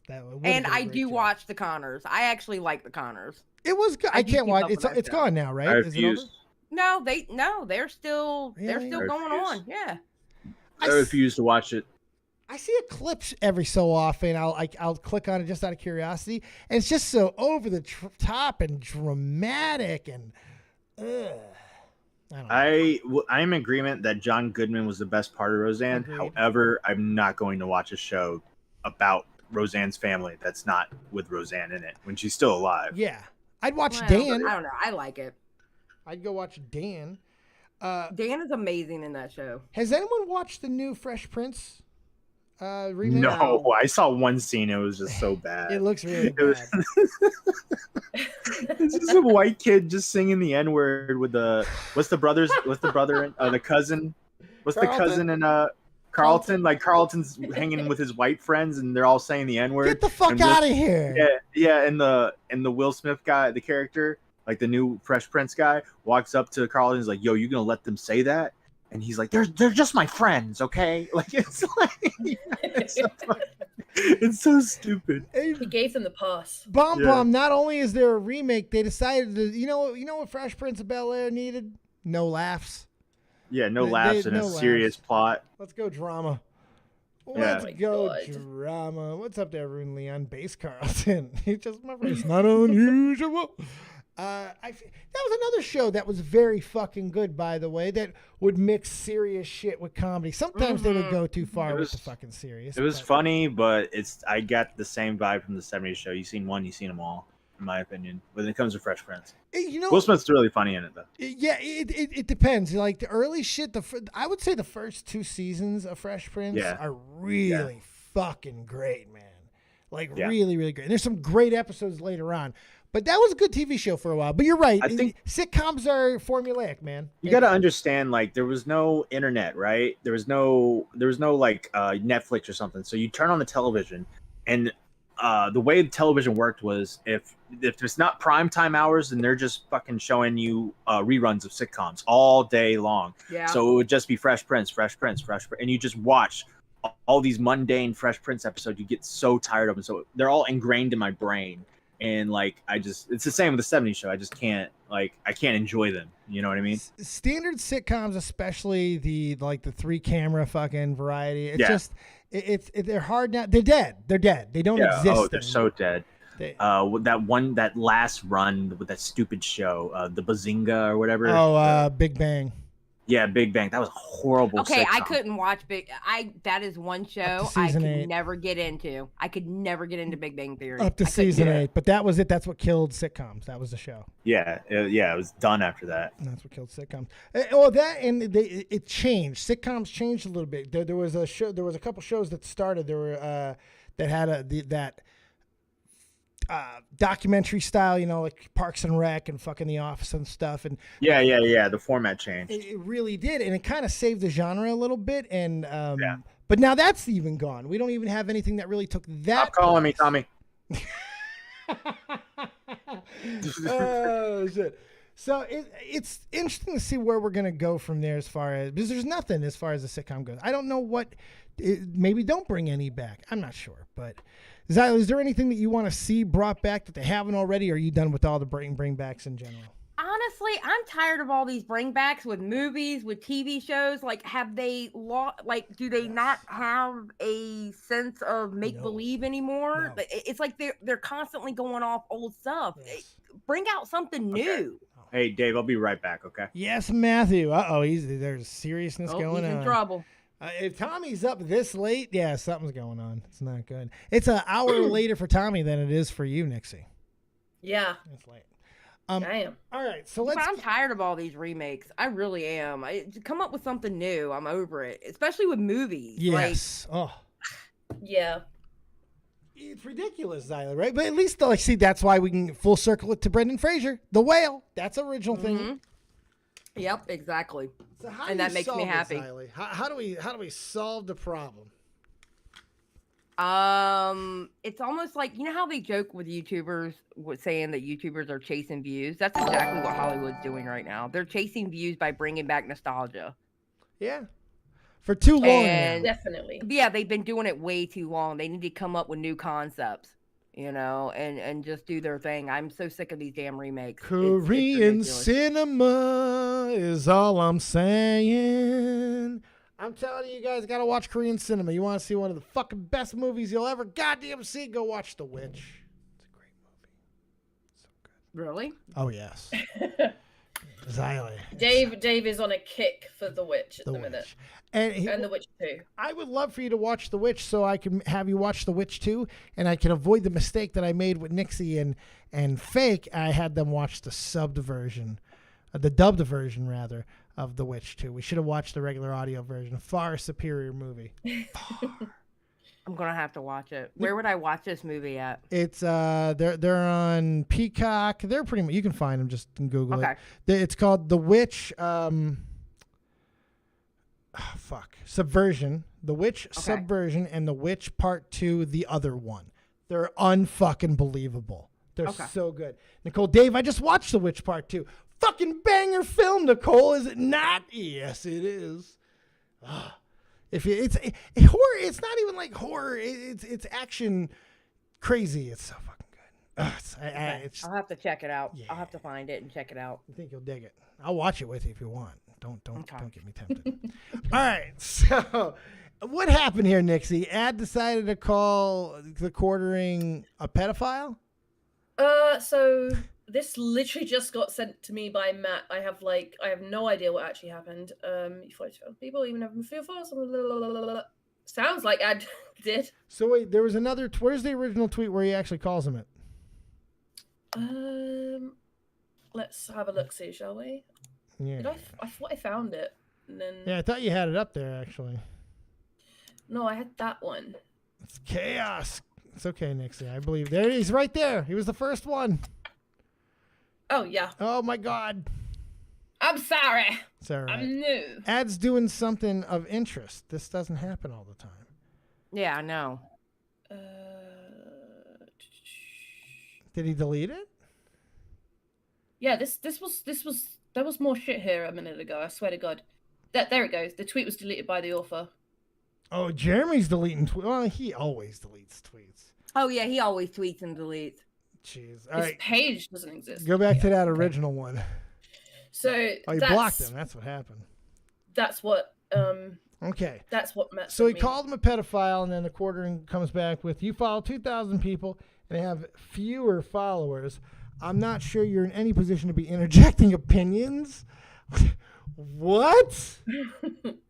That's a very quartering take. He's such a piece of shit. Oh my God, isn't he? Jesus. I can't stand him. I guess maybe on what pedophiles look like. I don't know any. I assume you do. I am sorry you have such a clear picture of what pedophiles look like. He deleted that because it was lame. He deleted that because it was lame and cringe. What a lame comeback. Mm-hmm. Like, well, it's quartering. What do you expect? Well, better than that. I gave the cave troll a little bit more fucking benefit than that. Jesus Christ. He felt shame, said some shit, and deleted it. He felt shame. What did he feel shame about? Let's see. Go drunk post again, Jeremy. I want to laugh at you. By the way, I have 1,977 followers. Jesus. Ad couldn't let it go. Ad couldn't Damn, let it AD went in. Oh my God. No, the A stands for autism. That's all I'm going to say. I don't know what the D stands for, but the A certainly autism. Holy fuck. Holy Christ. All right. What else we got there, Nixie? Take us on this magical carpet ride. All right. So we've got more of the story with DingDong, the guy who's apparently causing a massive. What is this? a big. Don't dox your about, fucking DMs there, Nixa. God damn! Nobody needs to see my cyber with Rivi. No, I'm Getting kidding. in there, getting those DMs, peepers. Yeah. So yeah, apparently DingDong's been going about, and he's aiming his tirade of abuse at Boblax, specifically about calling out things that he originally said in his own video. Yes, Boblax made a video where he was highlighting a point and then shared a stream in which the point was emphasized on, and this guy, who was the original person of the in the video, freaked the fuck out. Didn't like that Boblax made attention to it. Didn't really seem to understand the narrative and point of what Boblax was trying to make. He just kind of went on his own tangent, and he's just kind of, I think, bombed himself out would be probably the best way to say it, right? Yeah, I think so. Matt, you in trouble? You okay? What's going on? Is Tommy okay? Yeah, we're all good. We're all good. He's not hurt, is he? No, he's fine. Don't worry about him. He wears a lot of grunge clothes now. I don't want him to start listening to Nirvana. Oh, God. You promise me you'll keep him away from the Nirvana, Matt. It's okay. You just keep him away from that Nirvana. All right. Not good. The band? Yes. He's dressing grungy. Okay. You meant like the word Nirvana. Like, oh. Yes. Keep him out of Nirvana. Do not let him gain access. Well, Matt, cycle of death okay. and rebirth. That was one way of taking what I was saying. Not a problem there. All right, so you're probably following the Ding Dong thing a little bit. What is the what's the most recent thing that's happening here? He's leaving now. He's stopping streaming now. I know the last time I checked, he did like a second stream after the Bo Black stuff to go over it, and it just made him look. It made him look stupid because he just threw a fit, and now he's actually doing another stream on it. This whole thing is like, I don't want people to cover it. I don't want people to perpetuate rumors and make money off of me, and then he goes and makes money off of it. You know, so I don't know. No, it's really stupid. Hashtag Bo Blacks did nothing wrong. Oh. And this guy, he did the second stream and basically saying this is his last stream on it while coping the entire time. It's absolutely ridiculous. These guys piss me off. Ridiculous. Yeah. Ridiculous. Like, I don't understand. Oh yeah, he wrote to Bo Black's sponsor, didn't he? Yeah. Like, he's got his I fans don't know if doing it was it. his. It wasn't him. His fans. It was one of his fans that did it. And yes, they went after Meta PC. Yeah. But it wasn't him. It was one of his fans, and they were like proud of it. And it's like, what? High-fiving and shit. It's just weird to me. I don't understand why this continues to be such a pattern with people. Like, I get that you don't want to be embarrassed. I get that you want to just let shit go. But the more you bring attention to it, the more people are going to come and roast weenies over your fucking on-fire corpse. They don't care about you. That's the thing. Nobody cares. They don't care about you. They act like nobody cares. They want your drama. They want you to react. They want you to melt down. This is great. It's great fucking TV. Burn. Burn. That's the sad part, though. Originally, Bo Blacks put out his video because he did care about his story. No, I'm not talking about people making content. I'm talking about the people who are there for the views. But you're right. Bo Blacks did come from a good place. Please continue. Yeah, exactly. Like he literally wanted to uplift what that guy was saying that happened to him, which was absolutely horrible what happened to him. And all Bo Blacks did was uplift his voice on the situation. And this guy is bitching like Bo Blacks was like going ha ha and pointing his finger and laughing at him. That's not what happened. He was literally trying to perpetuate his voice on what happened to him because it was ridiculous. And people need to know that because this is a company treating their people like that. Like what? Because I'm pretty sure if it happened to that dude, I'm pretty sure it happened to other people too that work there. And they haven't said anything.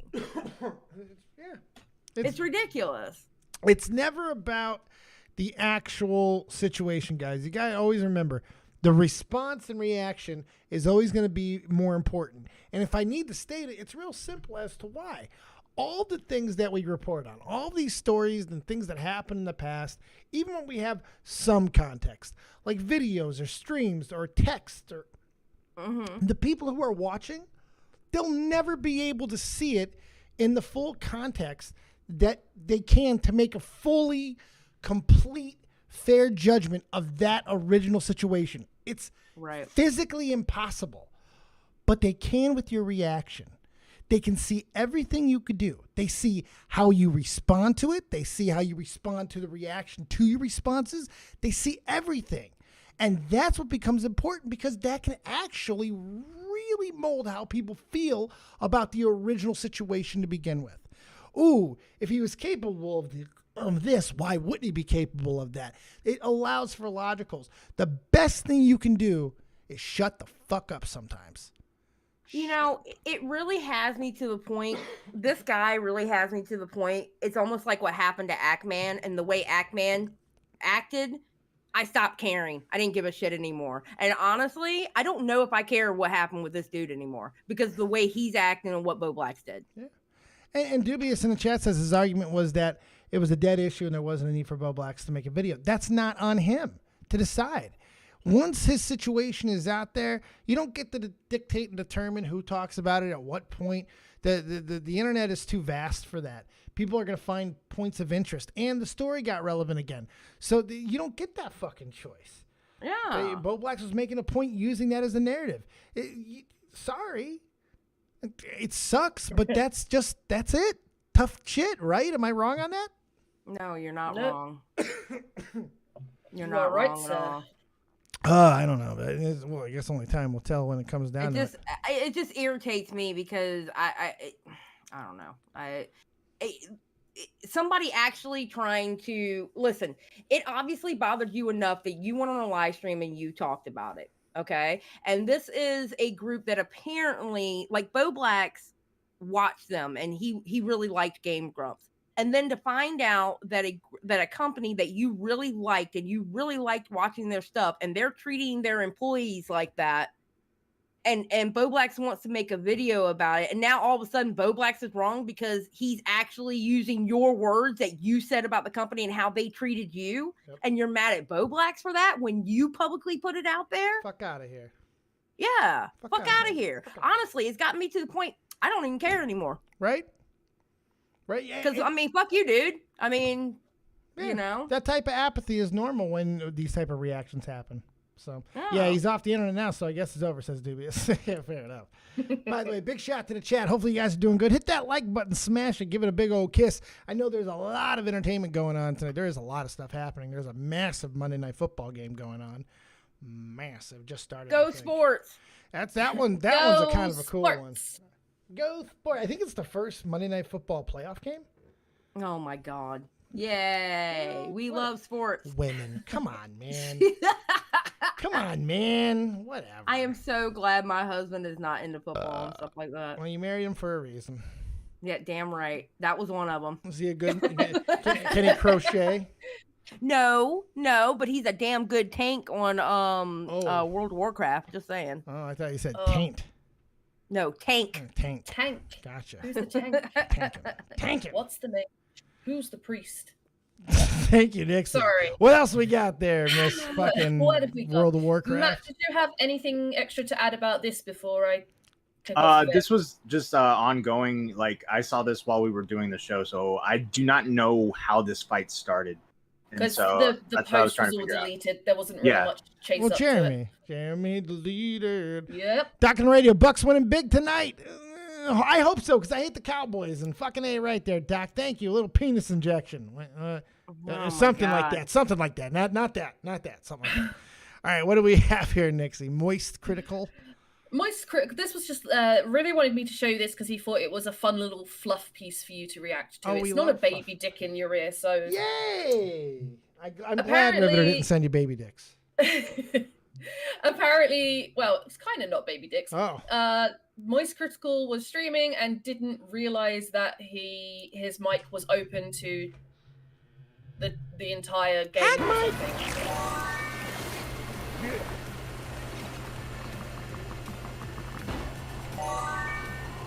I highly doubt it's open mic. If it was open mic, I'd absolutely hear these kids like goo goo gaga. No shot. I think he's kind of tame, to be fair. Yeah, so far.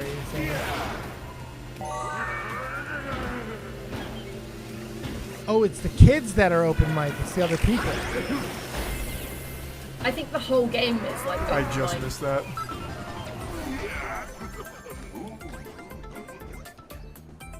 Your mic icon goes active? Where do you even see that? Oh my god, that's so fucking embarrassing. I'm so sorry, kids. Holy shit. That's it. That's the video. He didn't say anything bad. That's exactly what... Yeah, what did he it. say? All he said was, if this was live mic, I would hear the kids all going goo goo gaga and whatever. I don't know why Rivy sent me this. Riveter, because he's trying to tank your show, Nixie. Even off the show, he fucks stuff up. He's trying to tank your show, Xylee. Are you going to put up with this, PeePaw? He is a disastrous force of nature. Wow. Wow, Rivy. I mean, if he was in, if it was open mic off and playing with like Yumi faking Christina in 7 Days to Die, right. That would be problematic if kids were hearing that kind of shit. But then Fake's mum did hear that shit last night. So if you want to tell them what they heard, if you don't know what we're referencing, you got to come over to the Twitch channel because Nixie and I, we play 7 Days to Die, and we play it in a way where you can kill everybody. 16 players up to. We go crazy, but it's just us that really plays, and we go nuts.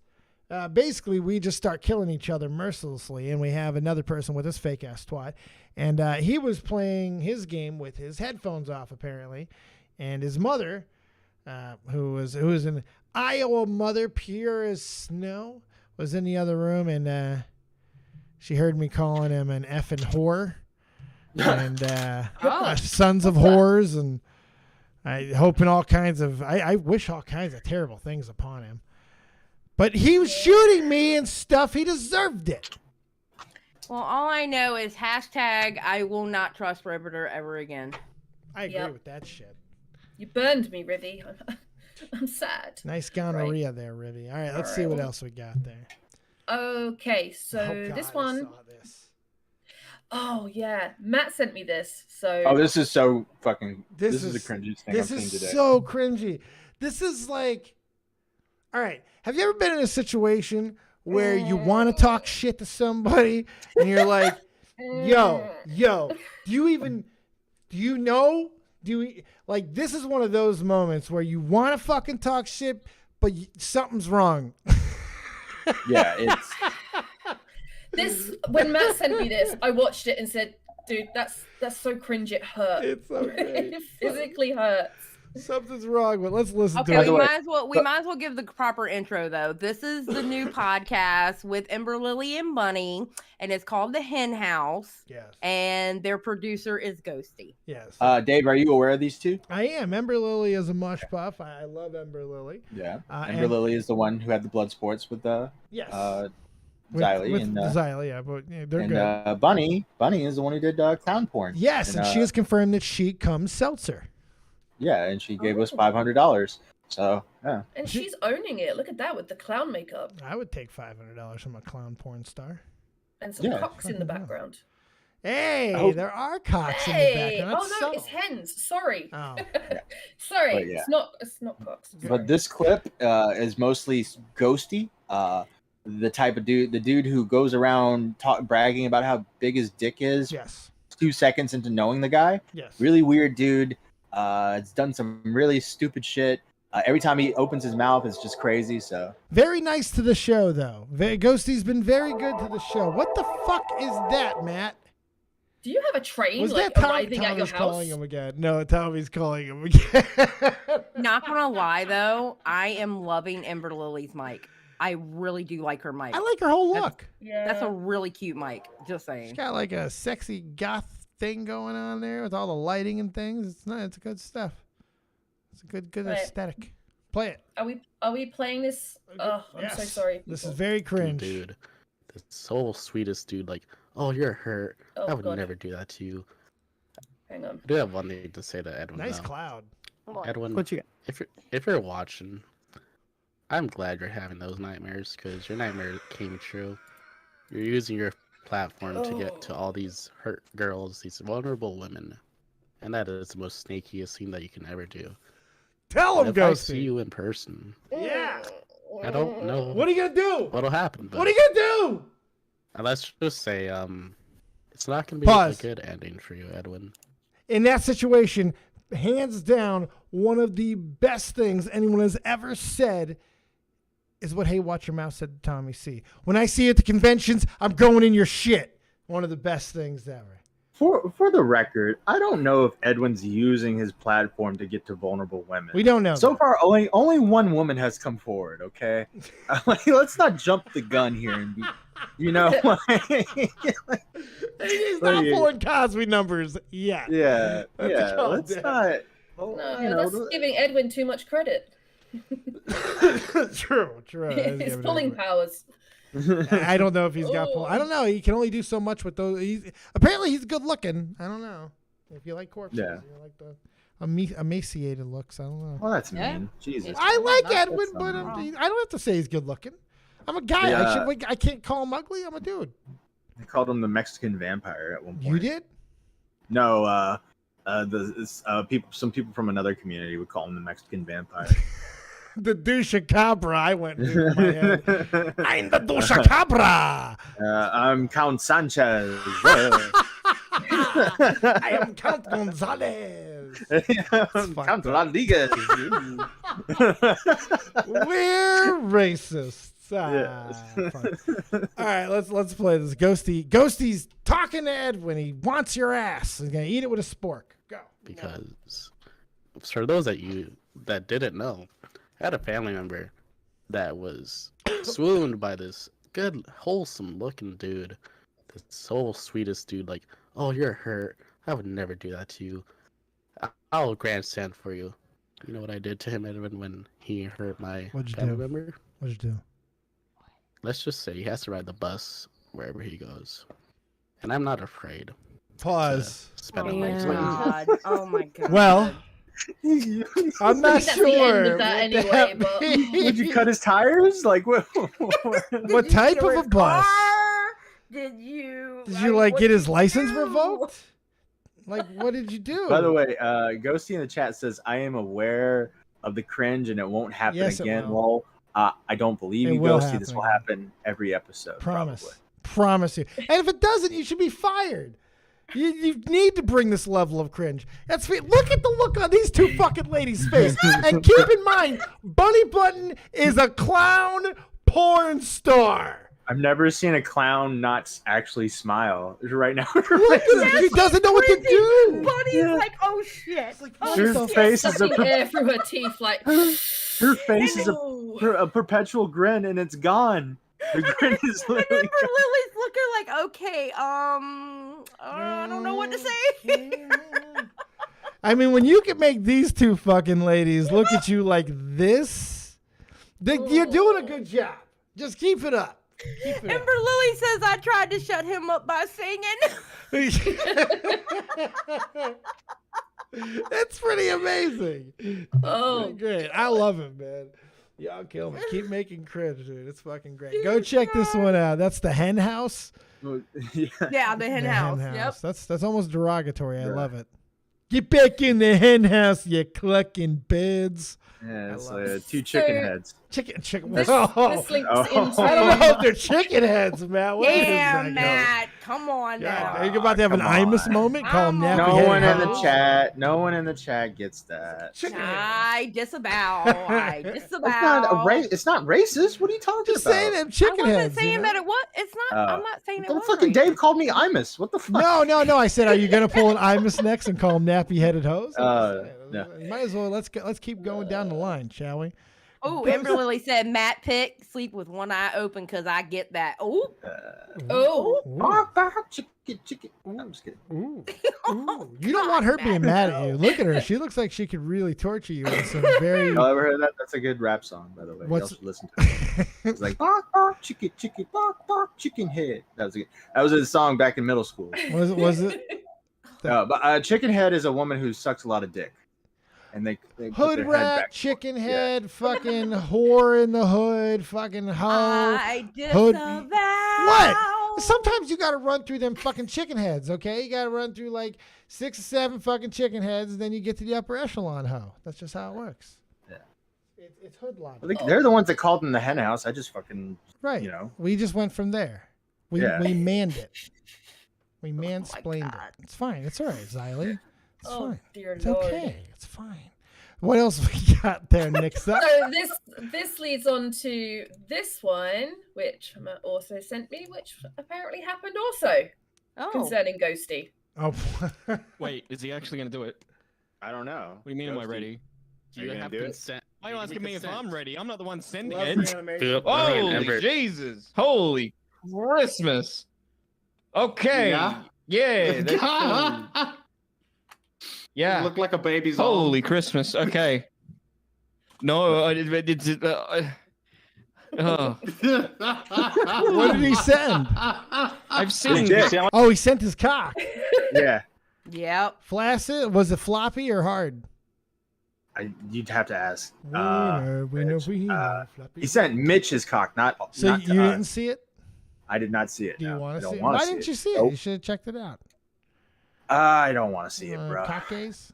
Do a little, I'm do a little good. schmeat looking. Ghosty says in chat it was hard. It was hard. Oh wow! You decided to send a hard Wait. penis to another man? Wait a minute. Mitch said that he couldn't tell if it was hard or not. Ooh! Was it? I mean, Mitch semi? did say that. Mitch, how hard did you look at it? How meticulously did you study the picture? I made him go back and look again because I wanted to know the angle. I was like, how close is the camera to the dick? Because that's important. Because Yes. Yes, because I mean, if the camera is too close to the dick, it may I'll shoot and make it look bigger than it actually is. Listen to the ladies on this. Angles. I've been tricked a time or two. Believe women know how to do tricking a time or two. All right, is all I'm gonna say. Don't fucking say you've been tricked a time or two. Women invented this shit. Fucking tricking all kinds of men and stuff. Wait, what? What are you talking about? Well, yeah. Big women and shit out there fucking taking angular photos, trying to look like fucking Kim Kardashian and shit. When you look at them from other angles, they fucking look like and fucking men Fat running Albert. around. What? Okay, wait a minute. And men running around with the camera so close to their dick, you can't see nothing else. Go, oh, look how big it is when it's actually like maybe 4 inches. Guys only do it with cocks. Women do it with everything. Women do it with their cheeks, their ass. Size for a millennium. They do it with their dicks. Go there. We do it with cocks, the essential thing. The one thing you're supposed to always make big. First off, let me ask you a question. If you're going to send your cock, would you try to send a picture where it looks smaller? No. It makes sense to make it look as big as humanly possible. Oh, it's a picture of a cock. So it's okay for y'all to lie about your dick size. Saying that you can make an exception for one thing when it's a justified logical reaction. However, when it's about everything that like women do, where everything has to be a fucking lie, then that's a pattern of behavior that is choices that are meant to deceive. That's all I'm saying. When you send me a picture of something that's supposed to be an anaconda and it ends up being a macaroni noodle, I am not trying to take that lie from you, okay? Be truthful with what you got. Hey, some men just have no shame in their game, and there's no question about it. But unless you're going to see it, what type of harm does it do? Women do it with everything, and you just see them in person, be like, what type of fucking picture lie was that? That's some fucking lying ass shit. That's not what your Instagram looks like, bitch. What the fuck? See, that's it. I'm just saying. Cocks are inside the pants. It's okay to deceive what 99% of the world's never going to see. It's ridiculous. It's apples and penises. Then I don't want to see that lie. Because if you can't show me a real one, I don't want to see it. Now, this I agree with. Don't make me think that it's like 9-10 inches and it ends up being 4. First off, Xylee, I'm just saying, you're a happily married woman. You shouldn't be cock gazing as much as you seem to be right now. Back in the day. I don't know. It seems like you're talking about current stuff, current things. Like, no, not current. Not current. Don't I mean, any girl with an Instagram these days, I guess. I got Mitch in wait. Mitch is in waiting, by the way. Oh, is he? No, I was about to say, is he A-okay? We'll bring in A-okay in a moment as well. What's up, Mitchy baby? How you doing? How was that penis? Hey, all right. I gotta choose my words carefully because I'm babysitting at the moment. I'd like to babysit again, so I gotta use some PG language. All right. Call it a eggplant. How was the eggplant? The eggplant, right? The main part of it. So before you get to the rooftop, was black, but then the rooftop was Caucasian. It's why I was so dumbfounded. You had a biracial penis? Yeah. You had a biracial penis. That's amazing. And it may have been hard, but it may have been flaccid, but a really big one. So it was a big flaccid penis, is what you were saying, or possibly. Yeah. Flaccid.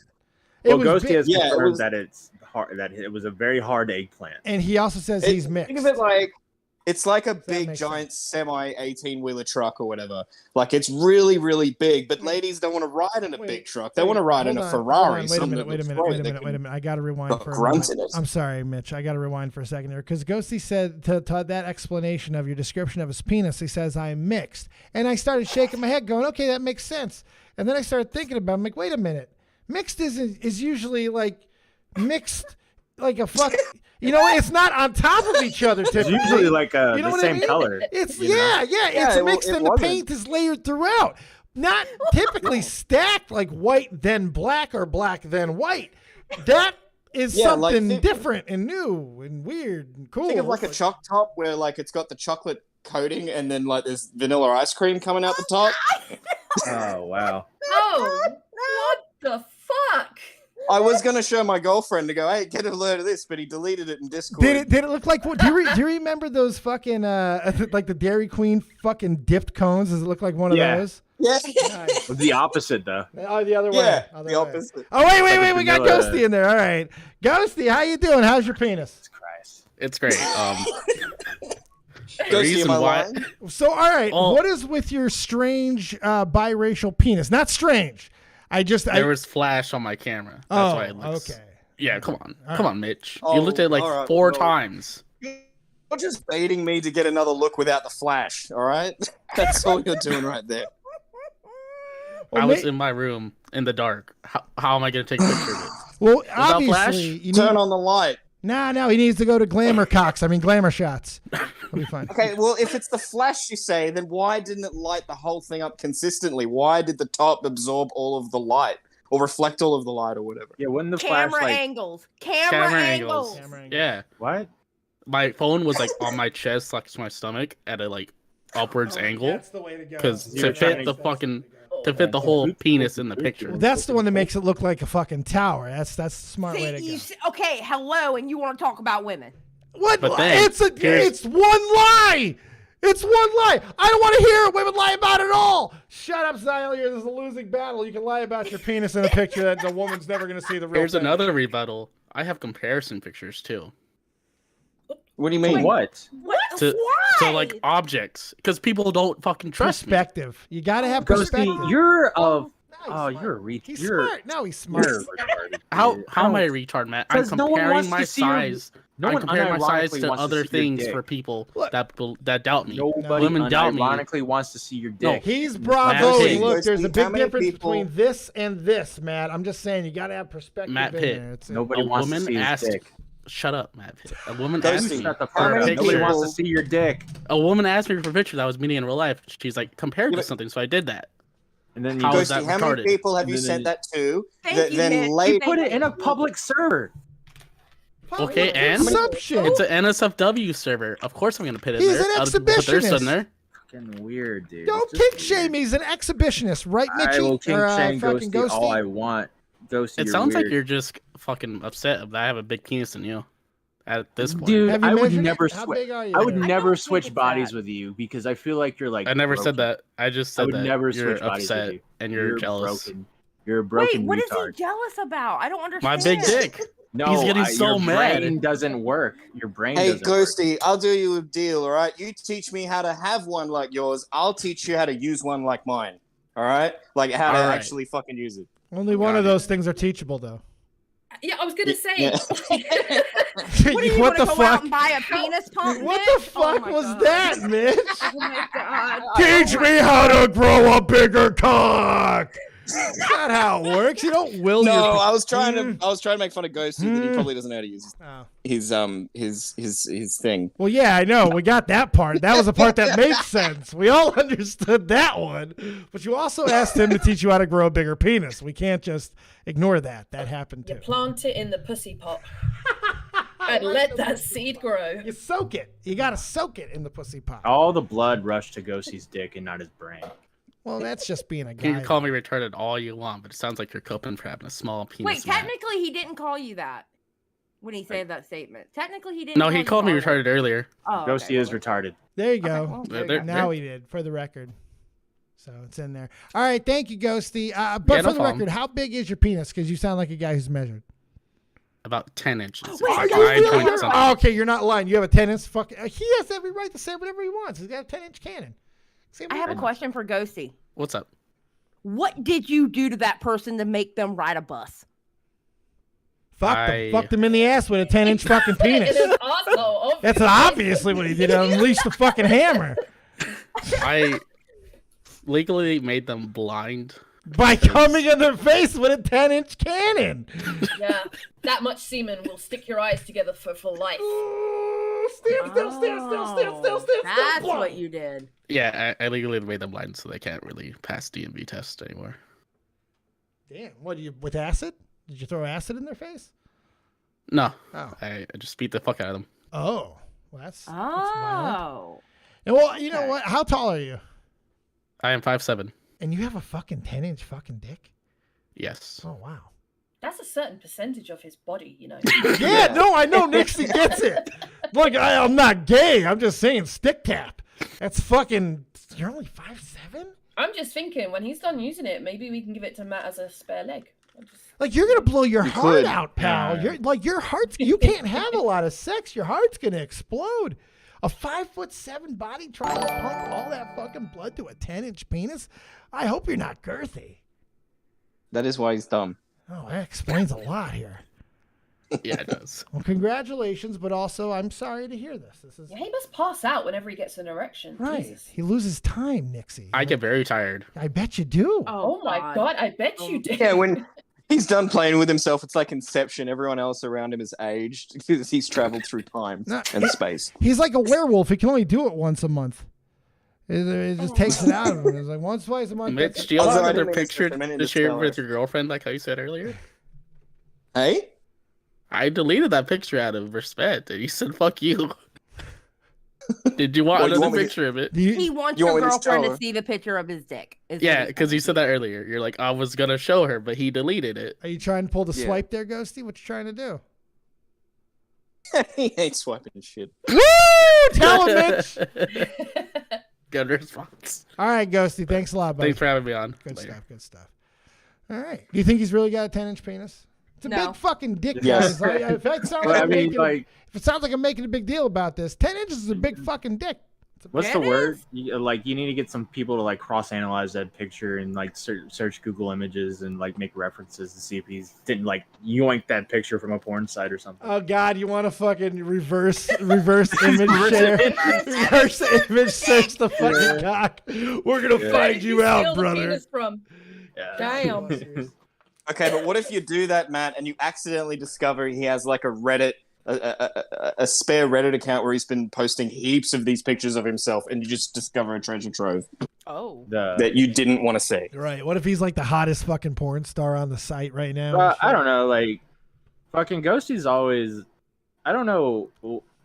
I just feel like anything that comes out of his mouth is a lie. Like he's just said he blinded somebody, right? Like beat him up, bro. And then he called in love phones and said his girlfriend's mom and dad called him the N-word and shit. Like it's just like I don't know. It just didn't. Nothing ever. Well, feels now he's real. biracial. It makes sense. Look, he's a target for hate. You gotta think. You guys all the are- blood is not going to his brain. It's obviously going to his penis. So he's probably got blood deficiency and brain damage. 5'7" with a 10 fucking inch cannon, Matt. I'm like, I don't think you realize how much blood. Maybe he's on flow blood that's- thinners. He has to be Telling y'all, naturally. angles. It's a lie. The cake is a lie. Okay, the cake It was is top a down. The lie. view was top down. Look, listen to me, guys. Listen to me. Listen to me. my. Listen to me. It was you a listen gay to dick me, pic. I just want to listen. When you lie about your dick, you don't say 10 inches. It's a ridiculous lie. He said 10 inches with confidence, and he's biracial. There's a fucking shot here. I'm just saying some stereotypes do be true, and that's a big boast. I believe him. 10 inches is a big boast. Literally. I just think Imagine it's if the weird. biracial thing was the other way round though, and it was This is a white giant big. jeans. It was a giant black head and a tiny little white man willy. I just holding all up I'm giant saying blood. is I just wouldn't want the reputation of the guy who's sending his dick around. Oh You no, know? I agree with that. I mean, look, wait a minute, man. I wasn't saying. Wait a minute now. Just because I'm giving the guy a little bit of credit for having a fucking little pocket rocket doesn't mean that I think he's okay for sending it around. If you have that big of a dick, right? Shouldn't you just take solace in the fact that you'll send it to a girl one day who wants to see it and she'll be happily surprised by it? Like, why you got to send it? Like, why are you trying to send it to everybody? It depends on what you want to accomplish. Look, I've always said that if I got like I don't understand why Jeff Huffman owns shirts. If I had a fucking body like Huffman, I would never wear a shirt ever. But that's me. I wouldn't do it with my penis though. And I got a pretty nice penis, not a 10-inch penis, so I don't know what I would do in that case. But that also can't be comfortable. It's just constant fucking side pipe, you know? Like Tommy Lee, right? Tommy Lee, no one really knew he had a big dick, and then all of a sudden he did a sex tape with Pamela Anderson, and then everybody realized he had a big dick. Yeah. So it's like, you know, it comes out casually. Like, why you gotta fucking... You don't want to be the guy, like, Tommy Lee's not going around sending his dick to a bunch of women. Well, he was fucking all of the women, Matt. He didn't Yeah. have to. He was Tommy Lee. I mean, you see what Tommy Lee looked like in the 80s? He was hot. Yeah, he didn't really need to. No, I'm just saying, like, he was fucking everything. I'm just saying, it's already bitten him in the ass before, but it's going to bite him in the ass again and again. Yes. Again, It's called again. STDs. But usually that's a bite in the penis. All right. Mitch, thanks for coming on here, buddy. Thanks, Dave. No problem. Do you have anything else for us? Yeah, go subscribe to Now Recording. Yeah. If you haven't already. Oh God, did Riveter send you this, Nixie? Thanks, Mitch. Rivy, this is a little clip Rivy sent me that he feels is very appropriate. Oh dear God, here we go. There's nothing seditious about an intelligent woman wanting to keep well informed. That's for Black Dick to decide. Bosun, pass the tow line. Wait, what? Black Dick. Black Dick? That's what the sailors call Admiral Howe. Give us Black Dick and we fear nothing. But why do they call him Black Dick? Perhaps he has a dark temperament. There's nothing seditious about Hashtag do not. Okay, from now on, we don't accept any links from Riveter. No, he redeemed himself. No, what are you talking about? He redeemed himself. It's a win. This? PeePaw, I'm proud of you. Hashtag Black Dick. What show is this? I don't have know. No fucking clue. It's a great show. Do you actually know what show it is, Rivy? No. Somebody said, I remember this show, Liberty Kids was a PBS show. That was amazing. What are y'all teaching your kids? Oh, man. Oh, God. If we start going down the rabbit hole of inappropriate kids stuff over the fucking years, good dear Lord. God. Good Lord. And then to realize how fucked up entertainment industry really is on top of it, good Lord. Dude, yeah, someone wrote that as a joke for sure to like get a laugh because there's no way. Let's see if we can get this in there. Let's see if we can get the Black Dick in there. Can we squeeze the Black Dick in? I think we can squeeze the Black Dick in. Yeah. See if we can fit this Black Dick well, according right in to there. Ghosty, you can't. We're going to try to fit this Black Dick into this kid's show. Let me see if we can. Oh, Lord have mercy. You know, if we cut the wet pussy clip out, we can get the Black Dick in. Right. You know? Right. Yeah. Wet pussy wasn't going to work. The cat was cute. Yeah, they were gonna fish the cat out of the water. And... Yeah. But Captain Black Dick, we can make that one. You will see Black Dick. You will see Black Dick. Give us Black Dick. Many of the seamen are They're fucking kids. The animation, they're kids. Jesus Christ. Damn it, no. It's awful. It's so bad. That's horrible. Oh, but that's entertainment, folks. What do you want? Kind of fucking kids just like, what is Black Dick? What is Black Dick? What is Black Dick? Mummy? Dick. Oh, all right. What else we got next before we go to hell or get canceled? Right, we've got, what have we got? Did that. So there was like a whole bunch of stuff on the Andrew Callaghan? Oh, yeah. I mean, you want to cover that? Or is that too... That's a whole show, I almost feel, if we're going to cover. Basically, he apologized. He apologized. I didn't know he apologized. You haven't seen the apology video? No. Oh, no. fuck off. Really, Matt? No, I swear to God. Oh, fuck. You haven't seen this? No, Keemstar's got me blocked. Oh, my God. Oh, yeah. Keemstar okay. does have him blocked. All right. That's true. All right. Play that clip. We got to play it. Oh, okay. Man. It's an interesting one, and he looks like Jeff Huffman a little. I'm just saying. He does, yeah. I'd like to start by thanking every single person who's came out in the past week to speak about different ways in which my behavior has made them feel uncomfortable or pressured during a sexual situation, and to people who said that I've made unwanted advances and had a hard time with rejection. I'm sure this was not easy to do. It's never easy to speak out, and it was hard for me to hear as well because, to be honest with you, up until this point, I didn't even really realize that I had this pattern that had affected multiple people. I'd also like to apologize for my silence. I think that when this stuff first came out, I was in a state of denial and shock.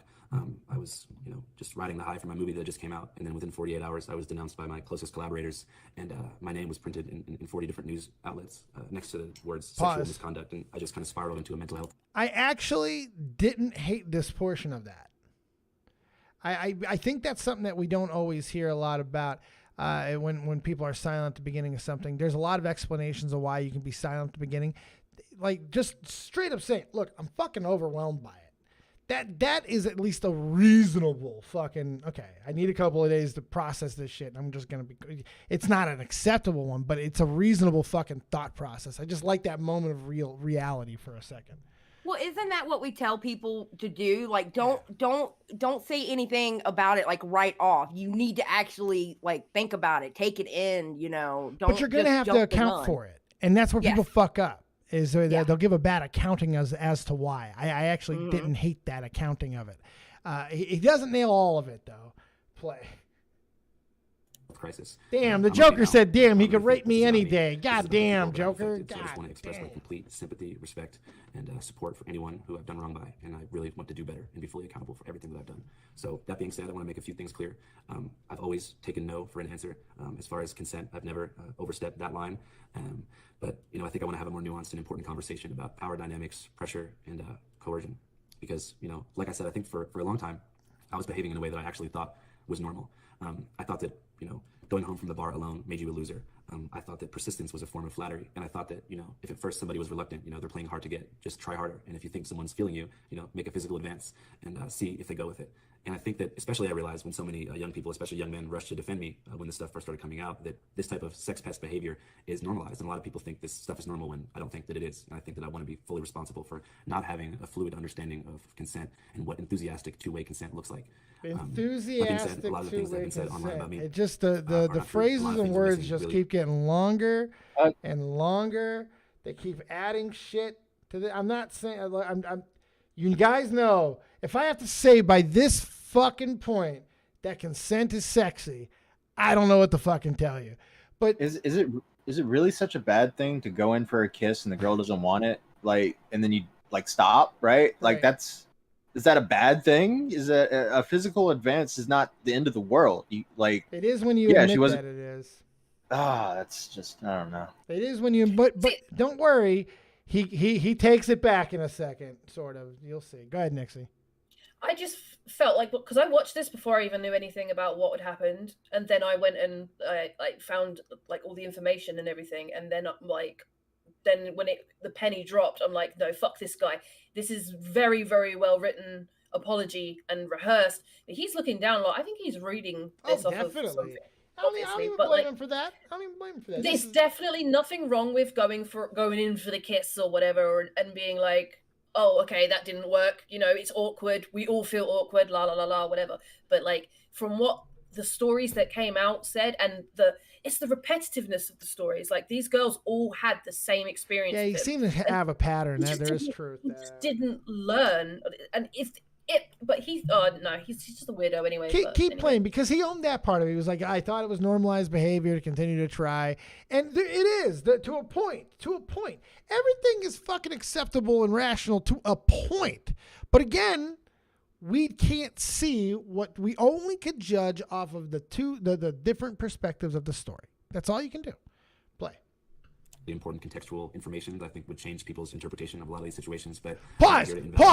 That was the most important part of the fucking. Go back just a little bit, because that's where he fucking, to me, that's the beginning of the recant. Because apologies to me should not have caveats. Apologies to me, if you're apologizing, you're serious about an apology, and you're saying, you don't say you did something wrong, but you didn't do anything wrong. And he says this a couple times throughout the course of the video, if you listen. He says, I never went beyond no. If they told me no, it was no. But then he goes into the nuances of sex pestery. And then right here, if you play that again, play it again. Situations, but I'm not here to invalidate anybody's lived experience. If you feel pressured, Wait. Did you go back already? I did. Oh, okay. But Go back a little bit more. Yeah.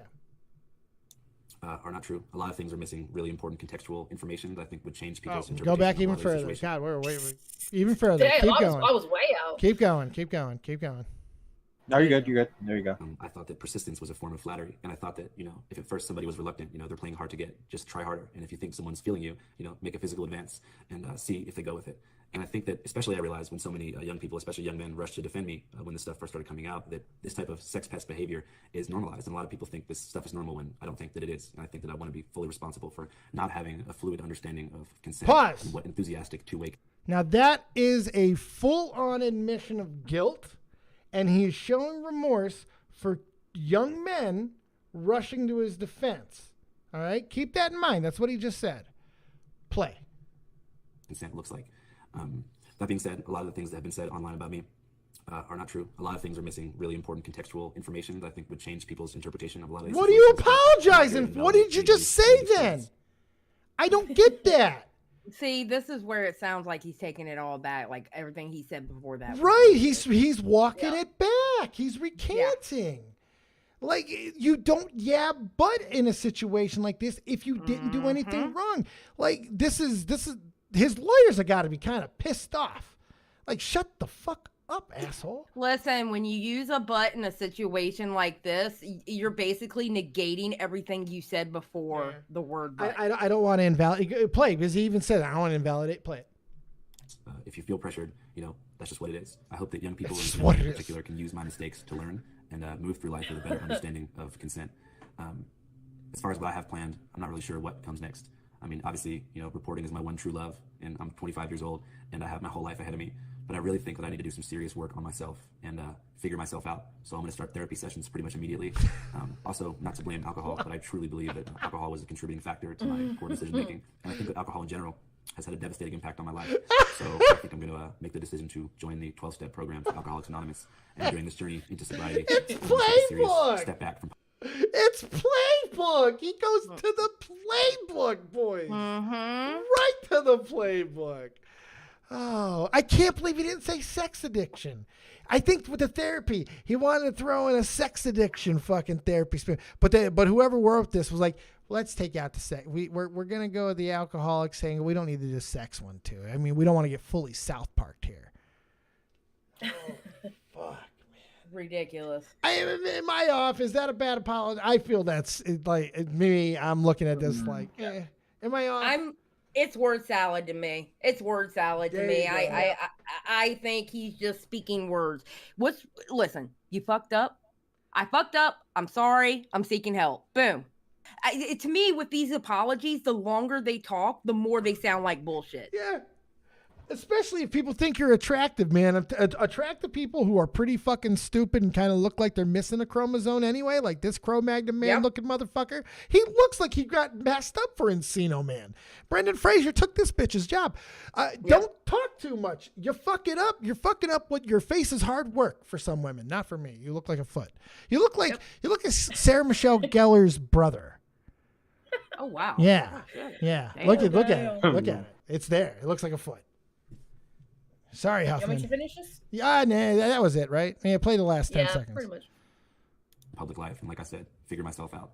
I Figured hope that this reaches the ears of anyone who's felt affected by me. I'd love to reach out to you, or you can reach out to me, even just for me to say. Now, I love that he really said that, because what the fuck is Also, anyone who is start by thinking- affected by you supposed to think when you recanted half of what you said? I don't know. It would piss me off personally. It would piss me off too. Can you imagine that if you put out allegations against somebody and they make out a 2.5 minute video where they apologize, but in that, hey, but I'm apologizing here, but if you guys saw and heard everything that happened and heard really how fucking hoey she really was, and like it would validate a lot, guys. If you saw it, but you didn't see it. So, but if you did, I don't need to say this, but if you saw what I saw, fuck off. Fuck off. Yeah. This guy needs someone to drop acid. Basically, he just showed he's a piece of shit and he didn't learn anything, and he honestly doesn't see what he did was wrong. No. But he admits to it, so that's part. Sort of. I think the only reason he did admit to it is because of the sheer numbers of people coming out. Like by the time people were like finished, everyone was saying there was about 40 women. Yeah, he was starting to pull 40 Cosby women. numbers. Yeah. Like you can't just like that is an avalanche of bad PR about to land on him. avalanche they of had SA. to make him say something. Your career can withstand some controversy. It can't stand a fucking avalanche of sexual assault allegations. It's just not going to work out. Exactly. And I love that we have this new category of it where it's like sex pestery in itself. Like a lot of the stuff that he's being accused of wasn't illegal. It's like persistence. He gets the fucking permission, but everybody feels bad about it afterwards. So it's being labeled as sex pestery. That's the new fucking buzzword to get everybody. I guess it's an old buzzword, but it seems to really be prevalent at the moment. Yeah, it really is. It's coming up a lot, is it not? It's huge. It's everywhere right now. Sex pest is becoming synonymous with sexual assault, or not exactly sexual, but you know what I mean. It's like a step fucking below. You're a creep. You're a weirdo. You're a fucking sex pest, and who knows what you're gonna do after that? You're ostracized, you gross ass sex pest. Well, because quite honestly, I mean, historically, men or women, I mean, they start off as sex pests eventually, sometimes they end up going further. Sure. Rapists. You know? All of them. No, I'm kidding. I'm kidding. I'm kidding. Well, it's like back in like from the 90s to like before, like that was just considered being a romantic, right? Just like a Casanova, you know, like a fucking, you know, like a guy who's like good at what he does. Yeah, you know, Pepe Le Pew. That's part of the problem, Matt. It was considered okay. That's part of the problem. Hey, look, I'm just saying maybe we need to bring back Pepe Le Pew, you know, like sometimes you just got no doesn't always mean no. In Pepe Le Pew's mind, he's like, oh, Cherie, come to me. I don't even care if you're a skunk, no? People went after Pepe Le Pew in 2017 because he stunk. He was stinking. He was stinky. That's she still meant no. She still was saying no. Because he stunk. He was a good looking. She still didn't want the stinky dick, whether or not the dick was stinky. She was saying no to the dick. Of the cartoon was not rape. It was he stunk. He was kissing her. That bitch said no. I don't know how many times, how many damn cartoons did we watch where she said no and he kept going? No, he was a sex pest. Man, are you trying to say that Pepe Le Pew wasn't sexual? Yeah. No, I'm saying the point was that he stunk. He wanted to fuck her and she ran away. He was all over. He was feeling up on her. Keep inserting like this rapist. He was trying to insert. He was a stinky sex pest. That's why he was stinky. But that's why he was a skunk. The joke was that he's a skunk and he smells. And that's everybody else. That's why they made him a skunk, because he was a stinky sex pest, but people thought it was funny back then instead of taking it serious. Matt, you're ignoring the important part. Why was he always chasing the cat? Because there was always a situation where the cat got a white stripe on the cat's back to make it look like a skunk. Because he thought it was a skunk. Because he wanted to fuck the skunk, Matt, because he's a rapist. And he wasn't taking he was taking that pussy. He was like, oh, mon chéri. But he's French, so we're like, it's not so bad. But he was trying to fuck that cat against that cat's fucking will. Yes. It was a harmless cartoon. It was not harmless. Oh my God. Oh my God. I can't take this anymore. Between dick pics and angles and Dave saying that it's okay to lie about your dick size, and now Pepe Le Pew was wholesome. I'm done. I'm saying it's acceptable to the women's all total lies is what I was saying. Post 2017, like all of a sudden all this stuff was just wrong. Like we can't watch Pepe Le Pew anymore. You know who really got him first was Dave Chappelle, actually. In the early 2000s, he had a special where he talked about it. I can't remember which one it was, but he was real skinny at the time. It was like 2005, 2006, maybe even a little before. And it's really funny. He talked about cartoons, Sesame Street, about like fucking bird, being 8-foot tall pigeons and elephant on smack. Hey, bird. What's the one that's like, bitch, I live in a trash can. Bitch, I live in a trash can. Yeah. Yeah. He even had a pimp. The count. Bitch, where's my money? You've been late 3 times. I've been counting. So fucking good. But yeah, he made that same joke about Pepe Le Pew in that one, which was really good. Yeah, it was just a joke. And then all of a sudden people started taking it seriously. Well, he was, when you start looking at it, he was a rapist, Matt. It was just a cartoon.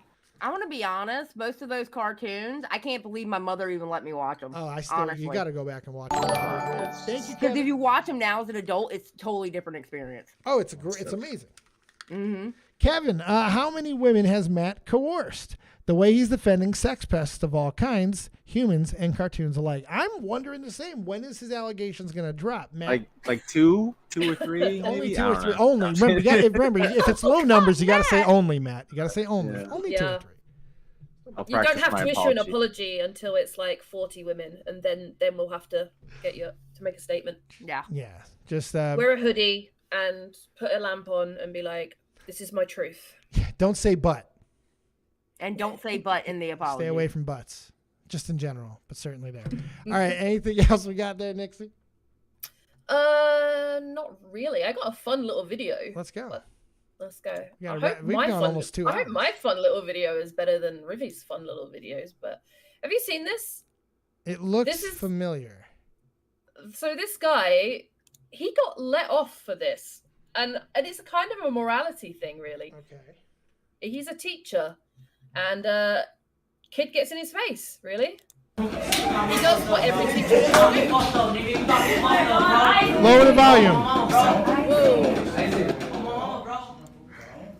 Why your voice cracking, my nigga? Come on, bro. Yeah, walk the fuck back, nigga. You got me fucked up, nigga. Got me bent, bitch. What? Bro, I'm on, bro. Did you really say that shit, bro? It's about to be bad. Come on, bro. Everybody's saying that shit, my nigga. Yup. Bro, they ain't lying shit, bro. Stop lying, my nigga. You the one lying, bro. On my mom, bro. Stop fronting, my nigga. I just cannot believe that kids will talk to fucking adults like this, man. Right? Everybody's watching, my nigga. What's up, bro? You ain't talking shit. Pause. True story. There was a time in my life where I was going to be a history teacher. After I got hurt and I was medically retired from the Army, I was going to school online, and I was trying to take some classes. I kept getting taken out of ambulances and didn't work out. But this is why I chose. There was no way I would have killed. I would have killed a fucking kid, Matt. I would have. Yeah. I think it is a banned class, Christina Vina. I would have killed him. Play.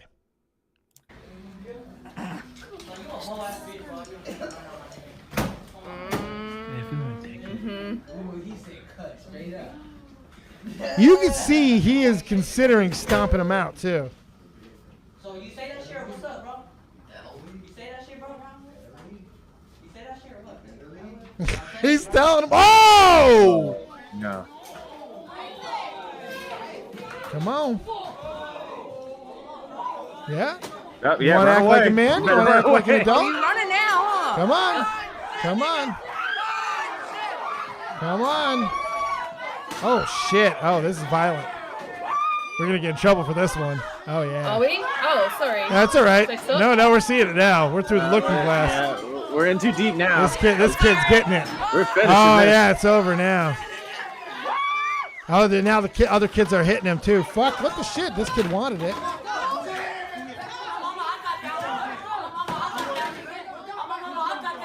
Oh, my mama.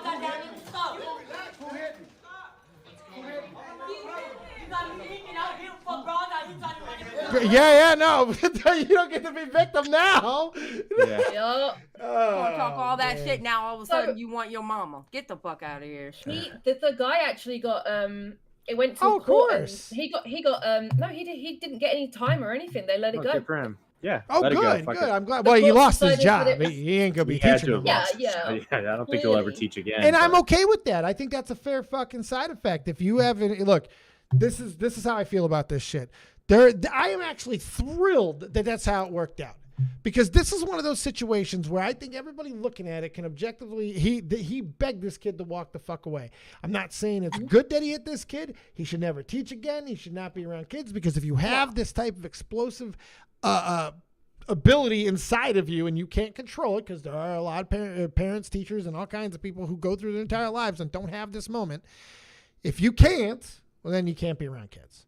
Not in a teaching environment. You just can't. No, I agree. But you shouldn't go to jail for a situation like this when it's isolated. You know what I mean? I think it could be handled completely in the way that it was. Yeah. You know what I mean? Yeah. It's one of those weird where you feel weird saying that, but This is the thing about teenagers are very cruel. They're like fucking acceptable sociopaths just walking around schools. Yeah. Horrible people that have not, their brains haven't developed yet. So like, and they say horrible things to their teachers and they treat them like shit. And, you know, just to see this was just karma, in my opinion. And it's a good life lesson for this kid. He's probably not going to ever do that again, you know? So you notice See- there's a lot of, oh, go ahead, Xylee. Well, back in my day, you know, when dinosaurs roamed the earth, we see a kid act like that, somebody was getting up and whooping that kid's ass. Oh, yeah. Another kid was going to get up and whoop that kid's ass the way he was talking to that teacher. Oh, yeah. Like that. Yeah, it's funny. There seems to be a lot of uptick in the acceptable ass whooping video department lately. I've been seeing a lot of them, women too. And there was a really fucking crazy one that was going around the last couple of days, where a dude beating up a woman. He begged to get the fuck out of his face, and she just kept going, throwing punches. He eventually just started throwing some fucking hands. yeah, that's actually in a pretty old video. Is it? Well, it's making But, the rounds yeah. again. It's making the rounds again, but yeah, that's But it's Yeah, like- there's a bunch of those lately. It's fucking crazy. That's what's wrong with these damn kids. All they know how to is run their mouth, but they really don't know how to fight. They really That's don't know your how to fight. takeaway? They don't learn how to fight, kids? No, because they feel like they can talk to an adult like that. And you notice no other kids jumped up to whoop his ass. Back in the day, a kid would have got up and whooped his ass for acting like In that. fact, one of the kids took some shots at the teacher. Fucking hit Yeah, him with some shit exactly. from behind. Exactly. It's crazy. Yeah. It's crazy. But it's all entertainment. We weren't fighting teachers, we were fighting each other. That's the way it should be. John Bon Zombie, right now in Toronto, there are a gang of women beating up older men on trains. There's supposed to be a defense for that system. You're supposed to have a button in the classroom that you press if you're in a situation like that, and then someone will come and grab the kid. But and that's what should have happened. He should have hit that button. It's funny. I went to 2 high schools that were pretty big. One much bigger than the other. The first one was Clark High School. That I had a police station. This school was so bad. We had an actual small police station inside the high school. Really? Yes. That's crazy. It was insane. Oh my God. The second school I went to, Durango High School, that was used to be a prison. It was a gigantic fucking building, and we also had a small security building there. But that's because we had 5,500 to 6,000 kids at that school. Jesus. The graduating class was almost 3,000 fucking kids. It was crazy.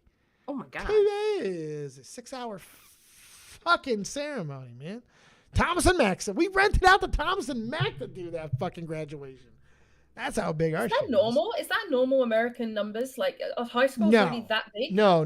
It's high schools go from classes by single A all the way to 5A. And that determines how big the bigger you are, the more A's you get. 5A high schools, there's a lot of them, but I mean, it's in the big cities. It's not normal. I wouldn't call gigantic fucking schools totally normal unless you're in like a bigger city. That fair? You guys probably went to smaller schools, right? I went to a smaller school down south. Yeah. Well, I got in trouble a lot, so I got in trouble a lot when I went to public school, so I got shipped off to a private school. Yeah. Graduating class of 36 people. 36? Oh yeah, oh God, you were in trouble. Well, I got in too much trouble in public school. I got in too many fights. Well, you were a fighter. Yeah. That's why you want this kid to be able to fight. Well, no, it's just like, listen, that kid probably is one of them kids that runs around, runs his mouth because nobody ever clocked him. Nobody ever checked him. Back when I went to school, you got checked if you acted like that. True. No, it's true. My school, my first school was like that. Second school was not like that. Everybody was just... You can get lost in a sea of humanity like that. Everybody just kind of stuck to themselves. You couldn't pay me to be a teacher these days. There's no way. Kill him. I couldn't do it. Kill him. All right, what else we got? We got anything else there? Now the students are trying to cancel the teachers too. Like, there's a whole dynamic now that's just crazy. Mm-hmm. You couldn't pay me. I have got the Logan Paul mistakes are worse than we know. Oh yeah, we'll save that. Save that. I was gonna say, Rivi sent me this lawyer thing. Yeah, I sent that to him. But it's a great video. We'll talk about Logan Paul might still be fucked if CoffeeZilla wants to take action and or the guy. Really, it's about some of the people that he talked about. The developer primarily, he may have fucked up, and this lawyer does a really good job of pointing it out. And some other things as well. It's just kind of interesting. It just depends on where this goes. It may not be over. But we'll talk about that more, I'm sure, throughout the week. Do we have a Who's the Twit? We do. I kind of asking Dave if you can switch to your other window quickly while I switch out, because it all went blur on me. And I'm here for you, Battle. Thank you. By the way, chat, how you doing? Thank you for fucking rocking around with us for the last 2 hours. This has been a quick 2 hours, has it not? It really has. It was really good. I mean, honestly, nice show tonight. This is a real good talky show tonight. And thank you for getting those numbers up late in the show. You're showing your... Oh, wait. Yeah, no, Dave's not showing it, right? He's on the other screen. Okay, sorry, I didn't hear that part. I was just... I panicked. I was like, but get those likes up, motherfuckers. Get those likes. Boston Bennett, the kids are ganging up because they learned cancel culture works. They also learned that people are not prosecuting children nowadays. Okay. We should be good now. They're not prosecuting kids. I had a fucking van stolen from my goddamn job at the Whatnot shop. The van was stolen in broad daylight. We had the kids on camera. We never got the van back. Yeah, I remember that. And no fucking charges were filed. Fucking crazy. All right, let's twit this up here. We've got a Who's the Twit from PeePaw. Let's go. Cool, let's go. Cool twit. Here we go. Xylee, you do this one. This is sexy. What you see versus what she sees. Leon Lush, Elvis the Alien, or Colossal is crazy. 2016. I'm gonna go with Leon Lush. It feels like a Leon Lush. Yeah, I agree. I'm gonna go Leon Lush on that one. You know what? I'm changing my name to Elvis the Alien, and the reason I'm doing that is because I could see the answer. Reveal. You can't. Oh, what? How? Reveal it. Bang! Wait, how did you he see didn't the black answer it out though? right. I tell him this all the time. I can see through this. He tells me I'm full of shit. He says, you can't see through the black. I tell him every time, I can see through it. I don't have x-ray vision, bitch. I don't see it. Go back. Go back to the other screen. Look at I it. went and found out how to do that. Really look at Oh yeah. Dude, I have my okay. face like I see it right now. up. It's right above the UC versus. Yes. You can see it. I can barely make it out. Jesus, I can't see it. Yeah. Damn X-ray vision. Oh, Rivy, baby. it. Got good eyes, man. Boo-boo, The come only on. thing that's good on me is my eyeballs. I was distracted. Them titties are nice, Matt. There's no question. Yeah, that's a happy picture. Between those titties Not and the those other one. teeth. I'm fine. God, that reminds me of my ex. Boogie? I told Yeah. Riv, so here's the irritating part. I feel like this is my Huffman microphone and Tommy C situation. If you know, you know. I have been telling this motherfucker from day one, just take a fucking another thing and put it over it. Just cut something else out and put it over it. What you're doing doesn't. He just takes a fucking black marker, it looks like, and rubs over it like an asshole. Yeah. Put something over it. This isn't hard. I'm gonna blow my brains out. Literally, just use the select tool, put it over, and then use the paint bucket at least, or something. That's it, Come potato on. chip, but great titties. They're very happy teeth. Matt. The best comedy video of 2019. Highly recommend this. I've been banned from Fortnite. I'm sorry. A verse, B Willie Mac, C Pimpin' Pete. It feels like a Willie Mac one to me. Yeah, I would say Willie Mac. Can I see this? I see the very bottom of a logo, but I can't make anything out, so I can't cheat. Oh, I can see something at the very top, but not enough. Oh my God, just pick a name. Pick a name. Fuck off. I said Willie Mac. Right? Reveal. Pimp? Oh. There's been a lot of Pimp and Pete action lately. There has recently, right? He deserved it. Mm. Look, it's a me tweet. It is a you tweet. All right, Nixie, you read this one. Wow, this is new. Just went to the website of Chicago Cubs to read an article, and it's run by Chicago Tribune. Tribune. Get used to seeing more of this shit. I can't even think about sports stuff having issues under the new internet laws rolling out. Yep.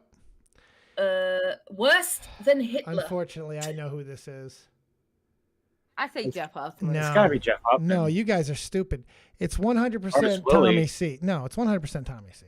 And the reason why I know it's Tommy C, not only because it's my tweet, Tommy has a fucking thing that he has done the entire time that I've known him. So bad that I stopped. I stopped even correcting it.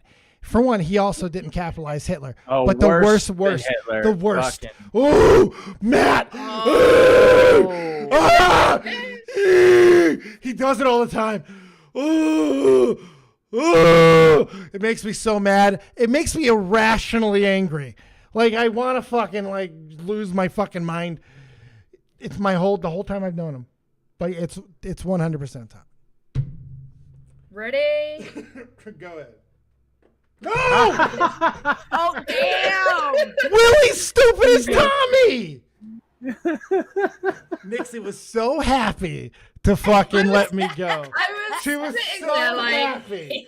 She was like, "Keep going, Dave. No, let's go. Keep on saying." But I felt the I'm not power. wrong on the worst thing, though, am I? No, Well, I you're mean, not. At this Damn. particular moment, Tommy didn't say it. He didn't say it this time, but Willie Mac was doing a Tommy C impression. Willie Mac is just grammatically as wrong. Come on, he even didn't spell Hitler like Tommy. I feel like he's And doing an that's- homage. And that, ladies and gentlemen, is why you don't lie about dick size. There you go. This game fucking makes me look like the stupidest person in the world. This was my tweet. This was my fucking tweet. This was the worst thing that I could have done in this situation. This was way worse than some of the other things that I've done, but there's no question that this is the worst at this very moment. Motherfuck me in the mouth.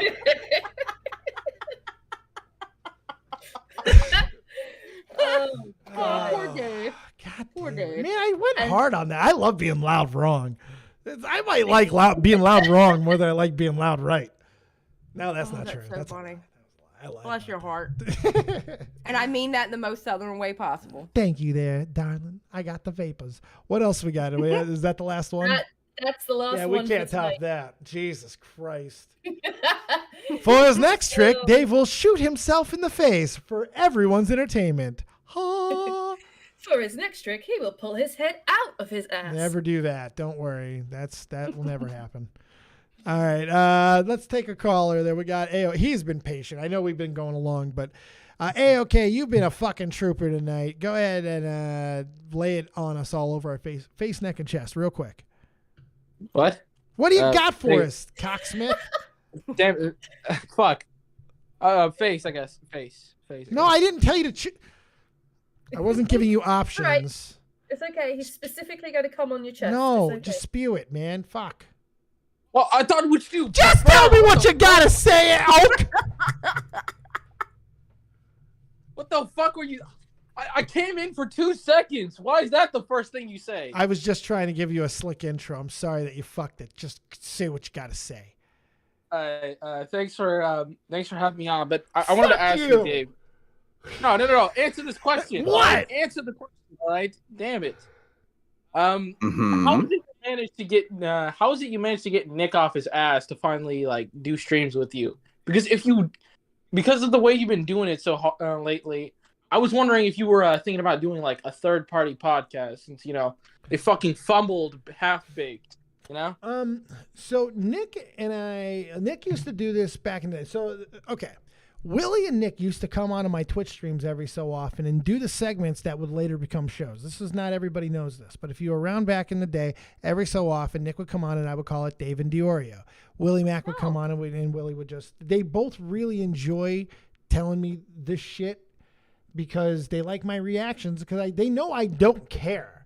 For most people, that's bullshit. They know I don't, and I just like laughing at it. I never know exactly what's going on, but when I do, I can make some really funny. I think they've always gotten a kick out of that, or they just think I'm an old boomer, and they've always enjoyed talking to me. So this has been kind of long in the bag, and Willie has been. He started a couple of years ago. He did a couple shows here and there, and then we got consistent. So it was just, and when you're the fucking hottest fucking host on YouTube today, everybody wants to be a part of it, baby. Everybody. That is fair. That is a fair statement to make, I'd say. Isn't it? Truly. All right. Well, thank you for your long wait for that. Well, you didn't answer the second question. Oh, give me the second. You didn't answer the second. Sorry, what was the second? The second question was, would you be willing to, since you're able to get them off their asses, to like fucking do some content, Oh, a third party podcast. Have you thought about making a third? Yeah, a third, I have. And who would your top pick be, besides Willie Mack? So I have a show that I have had almost from the beginning. I've always brought it back. It's my favorite show I've ever done. It's a great podcast. It's called Nerd and the Jerk. Nerd and the Jerk. And it's a great show. I've thought about bringing it back again. Yeah, I'm a fan of the two-man podcast, personally. I don't mind having a third as a sniper, but I'm a fan of the two-man podcast and bringing hosts. Old school radio style. I would love to hear your takes on like some of the newest TV shows, to be honest. Who would be the nerd? So, I don't know, Diorio. Who else do you think? Part of it's the charm, obviously going to be Nick. Part of the charm of the show is that everyone who's always been on, it's always interchangeable. But I've always kind of been cast as that role, as the nerd, which I found it funny because I think I'm a jerk. But the original jerk was Jim from Soul Crushing Radio, Tremonti Smooth. I would consider you more of a stone stiff than a nerd. I'm a stiff. Ooh. Yeah. I'm a stiff. No, not the way that's like you're boring. What? Not the way that you're boring. Like most of the people like in Atlanta use it as an endearing term, And what? Most of the people in Atlanta use it as an endearing Georgia? term. In Atlanta? In Georgia. Yes. Atlanta, I've Georgia. never heard the term So- stiff as an endearing. So would you say Augusta is close-ish to Atlanta? It's like they're their stepsister. Yeah. Right. it's about, So I spent Kinda. about 12 fucking months there. Goddamn Fort Resort. I never once heard that fucking phrase. Don't ever lie on Georgia. I'm allergic to that state. Yeah, I've never. I got blisters on my eyes from Georgia. This is Yeah, I true. think you made that up there, A-OK. I've I never think heard you that. totally made that up. I mean, hey, seriously, how narrow-minded of you? How narrow is your urethra? Have a good night.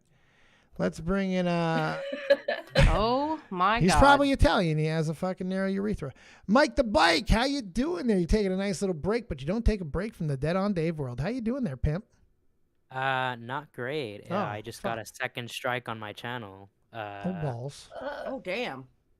I got striked on an unlisted video. From Struck. back Don't in be telling February. me. I got strucken. There you go. I, That's the worst. I got stricken by Disturbed. No, I got it's a good band, but no, it was from a stream from unlisted stream from February of last year. So, I'm gonna try to appeal it, but I doubt it's gonna. What was the strike for? Hate speech, apparently. Oh, don't do that. Oof. Fuck, that sucks, dude. Yeah. Fight it, see what happens. Hopefully this isn't a pattern. Hopefully you don't get too much more. Yeah, I'm on my second strike, so I decided to private all of my previous streams because I don't know what I've said in my streams that is considered hate speech now. So Everything. when I do come back, I'm just gonna have to really censor myself more than I did before. Ugh. God. Yeah. God. At least none of my songs have gotten struck. Struck. Right. All the words. Sorry. Oh, it's okay, Mike. I'm sorry that happened, buddy. Yeah. If there's anything we can do to help in any way, please let us know. I guess if anybody's watching, just follow my Twitch. When I come back, I'll stream on there, I guess. There you go. But yeah. Anyways, I just wanted to call in because I was enjoying the stream. I appreciate that. We're just getting ready to wrap it up here. We've done a long, girthy stream. It's time to go. Yeah, I came in just at that part, apparently. No, it's all right. It's always good to hear from you. Yeah. Anyways, have a great night, all of you. Thank you, Mikey. You do, dude. Sorry about your strike. Yeah, man. dude, that blows sucks. goats. Mm-hmm. Yeah, no problem. Really, no problem. Have a good night, Mike. I love the awkwardness. All right, Xylee, baby, tell the kids where they can find you. Thank you so much. Great show tonight, by the way, ladies. Oh and yes, gentlemen. it was an awesome show. You can find me on my channel, Xylee Gets Real. You can find me on Twitter, Xylee Gets Real, and you can also find me on the broadcast, not fathered by MattPitt, but I am the 3 daddy. independent women. But you can find us. I'll find me also on the broadcast, and hopefully we're going to be doing another. We're recording another episode this weekend. So, what would it take for you to get MattPitt a shirt that says "Broadcast Poppy"? oh my god, oh my god, no. Oh. I just Oh think my it would be God. a good role for him. I feel at least Mystic considers me the daddy, right? Because I'm the reason why she's on Matt, the you're podcast. telling me you can get Mystic to call you Poppy? Ooh. Of the broadcast, probably. Oh, okay. Well, I mean, I'm just saying. Oh my you live the God. fantasy for a lot of men out there, and a lot of women too. probably. Matthew Pitterson, you are not the father. I am. You're not. He could be. Stop I am. saying you're the daddy. You're not the I am. daddy. Hey, Xylee, you should start a podcast. Hey, Eva would be good, right, Xylee? Yeah. Hey, I know no, this no, whole negative. Whoa, this whoa, whoa, one whoa. person I knew, Use the me, Mystic. sir. You could probably use her Yeah. as well. No, okay, sir. I had already talked about doing a podcast, and I wanted to find 2 badass chicks to do it with, and I knew I wanted to do it with Eva, and then you presented me with Mystic, which was an excellent idea of yours, and I thank you for it. But I am not, and I will not, and will never, ever call you daddy. Okay. I have That's- burped. You birthed it. You might have. But With Xylee, my semen. can I ask you just one question, and I'll leave it at Yes, this? my love. All right. To quote Arnold Schwarzenegger, "Who is your daddy and what does he do?" Well, it's certainly not Matt Pitt. Who is the broadcast daddy and who does he do? It's not Matt Pitt. It might be Matt. But we do love our now recording guys, though. We do, and I love now recording, and Matt loves now recording, and I think Matt's probably going to tell you guys about now recording right now, MattPitt. Here's the thing. I am the father of a lot of podcasts. There's Oh a my new God. podcast called Woman Recording that was birthed because of me. And I got to be honest with you, it felt kind of rough having to start over with now recording and be in the bottom with all these other podcasts that I've already fathered. But we're slowly climbing our way back up on top of the mountain of the Commentary Podcast. And you can check us out on the official Now Recording channel. That's Now Recording at Now Recording. And we uploaded one episode already. We did a live stream last night. Another episode's coming tomorrow on Edwin with Eva. So go watch those episodes and hit that like button and subscribe. We want to get back to 1,000 at least. That's the good spot. That's the spot. We left Toxic. We went on Toxic. He had maybe 300 subscribers, 370, and we came out. He's at 1,400. So yeah, that's about give or take 1,000. So yeah, you're getting need right that there. Now recording audience. It means your base is there, my friend, and that's awesome. Yeah. It's pretty damn good. I'm proud of you, man. I think it's working out quite well. Just keep on. Appreciate it. No, it's good stuff. Because it's what it's. I had something else in my head and it flew right the fuck out. It doesn't matter now. So make sure. And we'll be on Dead on Dave's show Sunday to do a special Now Recording episode. Oh, I can't wait to see that. That's gonna be so fun to see. That's gonna be all kinds of AIDS, man. I can't wait for that. Oh, it's gonna be so exciting. It's like one of my favorite things I think is beavers, man, because I feel beavers might be a genetic clone of Colossal is Crazy that they whacked with a hammer when he was coming out. It's like, he's like Colossal, but born without empathy. Yes, yeah, exactly. and retarded. Yes. Yeah. Yes. No, yeah, that's exactly what it is. Like He's whacked him with the hammer. The frontal lobe is just fucked. I love it. Yeah. We didn't realize how good our chemistry was going to be starting this podcast, and it turned. It's gotten to the point where it's like the highlight of what I do now. So I really enjoy it. That's good. And you also need to be commended for helping women come together and organizing them, Matt, because we know they have a hard time with that. There were no women podcasts. And now you before created Now two. Recording. I created two. Nixie. I've fathered two of them. I sent you something. We're gonna show another PeePaw fail. Oh God. Are you the patriarch of podcast, Matt? Would you say? No, he's not. See, I have a bad habit of a couple, there'll be a crazy conversation going on, and I'll be like, you know what, you two should start a podcast, and now people are actually starting to take my advice. So there's a lot of podcasts popping up. Yeah. Ghosties on the fucking Mother Hen, whatever, or Hen House. Mother Hen. the Chicken Heads podcast. Chicken Heads. What? Do we have another? Did you say we have another Rivy fail before we get out of here? All right, I like that. Let's see here. It's this one, right? Yep. That is a riveter fail, because that is not how you spell Poppy. Poppy that's based not off of Poppy. Spanish. I'm the Popeye. Listen, there's a bunch of ways that you can get away with Poppy, and that's not one of them. Yep. That's like the one incorrect way to spell Poppy. Yep. Rivy. P-A-P-I there. It's like you go to a Mexican restaurant and order a fajita. Yeah, fajita. That's fantastic. Can I have a fajita? Let me get 5 fajitas, please. That would be incredible. Nice try, Rivy. Have a quesadilla. Quesadilla. Let me get those quesadillas, please. Quesadilla.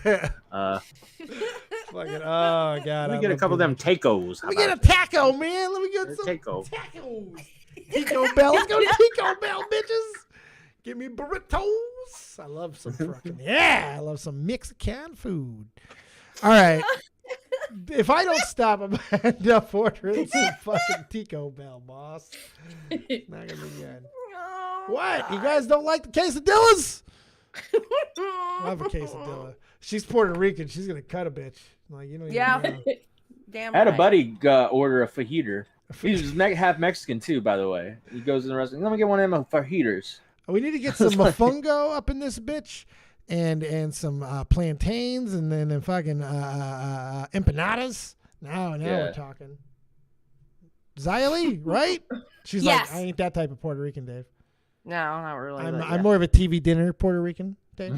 yeah. Because I hate a TV cooking. dinner and a switchblade. There you go. Well, what else do you need? Well, one of them is very Puerto Rican, the other not so much, but that's okay, Matt. We'll let the audience determine which one. I've owned a switchblade or two and some brass knuckles and stuff. Don't judge me. Julio, put your switchblade away now. Don't We're talk at about the my dinner uncle table. like that. Don't talk about my uncle like that. Why are you talking about my uncle like that? Hey, Xylee, do you know what the most Yeah. popular Puerto Rican credit card is of all time? Oh my God, what? A switchblade. True. Such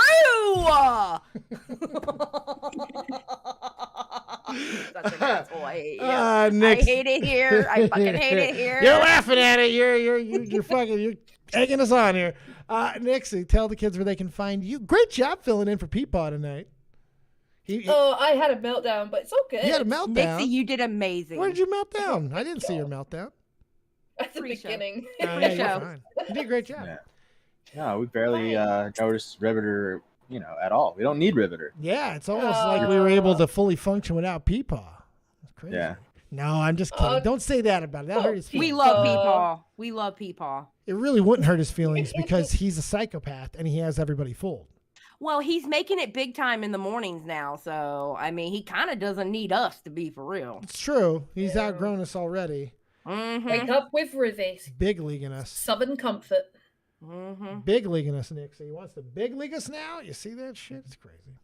All right. Well, Nixie, tell the kids where they can find you. I'm just Nixie Nax everywhere, so yay! She's a great I have artist. an influx of new characters. D&D. Sorry. There's been loads of people adding me on Twitter. I like that. Well, you make great art and you're hot. Ad 30 has way more Twitter followers. You than me. are so pretty too. You are like way too pretty. Like I shouldn't even be talking to you. You're so pretty. She's pretty. No. Like I really should be hating you. Yeah. Because you're so pretty. And she's Please talented too. don't. It's fucking I know. Like what the Very hell? annoying. Really. But don't worry, like I said, God tries to kill her. It bounces out. Yeah. All right, let me say goodbye to the fucking mush pups or we never will. All right. Thank you guys. Sounds See you on the other good. side. Great job from the copious crew as always. Look, we got our piece ready. We're going to see you on the other side and do a big fat rip to get out of here. I thank you guys for another fantastic show. Thank you to everybody who donated sub. This was kind of a rough one. I knew it was going to be a low viewer night because we had some other shows on, Monday Night Football. But hey, the base showed up, man. We almost touched 2 tonight. So thank you guys so much for showing up, showing out, hitting the like button, and staying active in the chat. I think we had a good show. And thank you so much for you guys who especially who was there for the beginning with all the Brendan Fraser stuff. That really did speak to me, and I loved just talking about it. So I hope you guys, if anybody needs any advice, any help at all, if I can't help you at all with weight loss, but I'll tell you, my advice is pretty much the same across the board. It's very simple, easy to follow stuff, and hopefully it can help you guys in anything you might need help with. So thank you very much. Keep it copious. Real Talk, take us home. It's time to dance. Get your pieces out. We're going to fucking do one more rip. Go watch some good content. It's good for you. Good night. Blaze away like I'm Hakeem Olajuwon, but I guess that's what I need in life, cause I don't get no sleep at night, so I'ma just keep grinding till my people see the morning light. Feel like I'm Alexander's prodigy. Fuck your death threats, them niggas always talking honorary. The Pentagon the same, they trying to mold us in the pottery, but even if I die, my lyrics still a living history. You mean they treat us like we pawns and we listen cause we scared they ain't gon' beef with Genghis Khan? I'm higher than a dinosaur, she Oreo like Baltimore. I taught them what I know, that make me feel like I was Gryffindor. Get your game right, she hot, I call her sunlight. With lips like she's Brad's life, I ask her cost a crash site. But that's the way it is, I guess I play protagonist. This shit will never change, I'ma go out with her. This may be everything I'm dreaming. I wake up, my superstition say the government is scheming. Here we go. This must be everything I'm dreaming. I wake up, my superstition say the government been scheming. Here we go. I roll up, they say the city lights is feeling me. My girl, she super real. She think that ain't nobody cool as me. Flying in Pacifics, I'll be ripping till I'm gone. I sit back and blaze away like I'm Hakeem Olajuwon.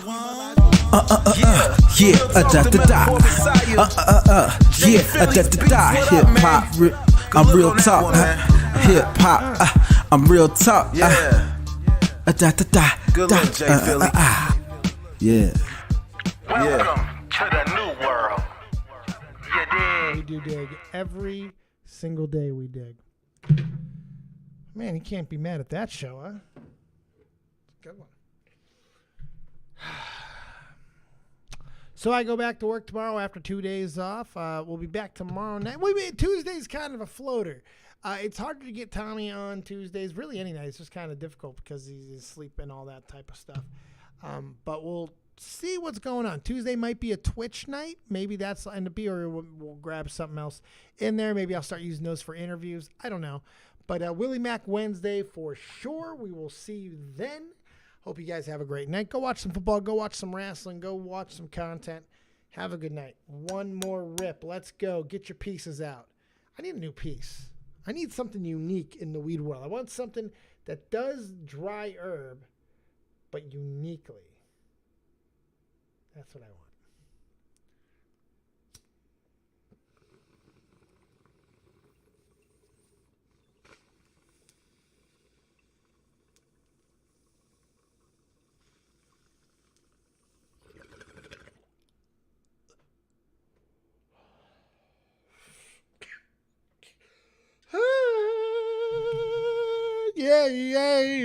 Yeah. Good night.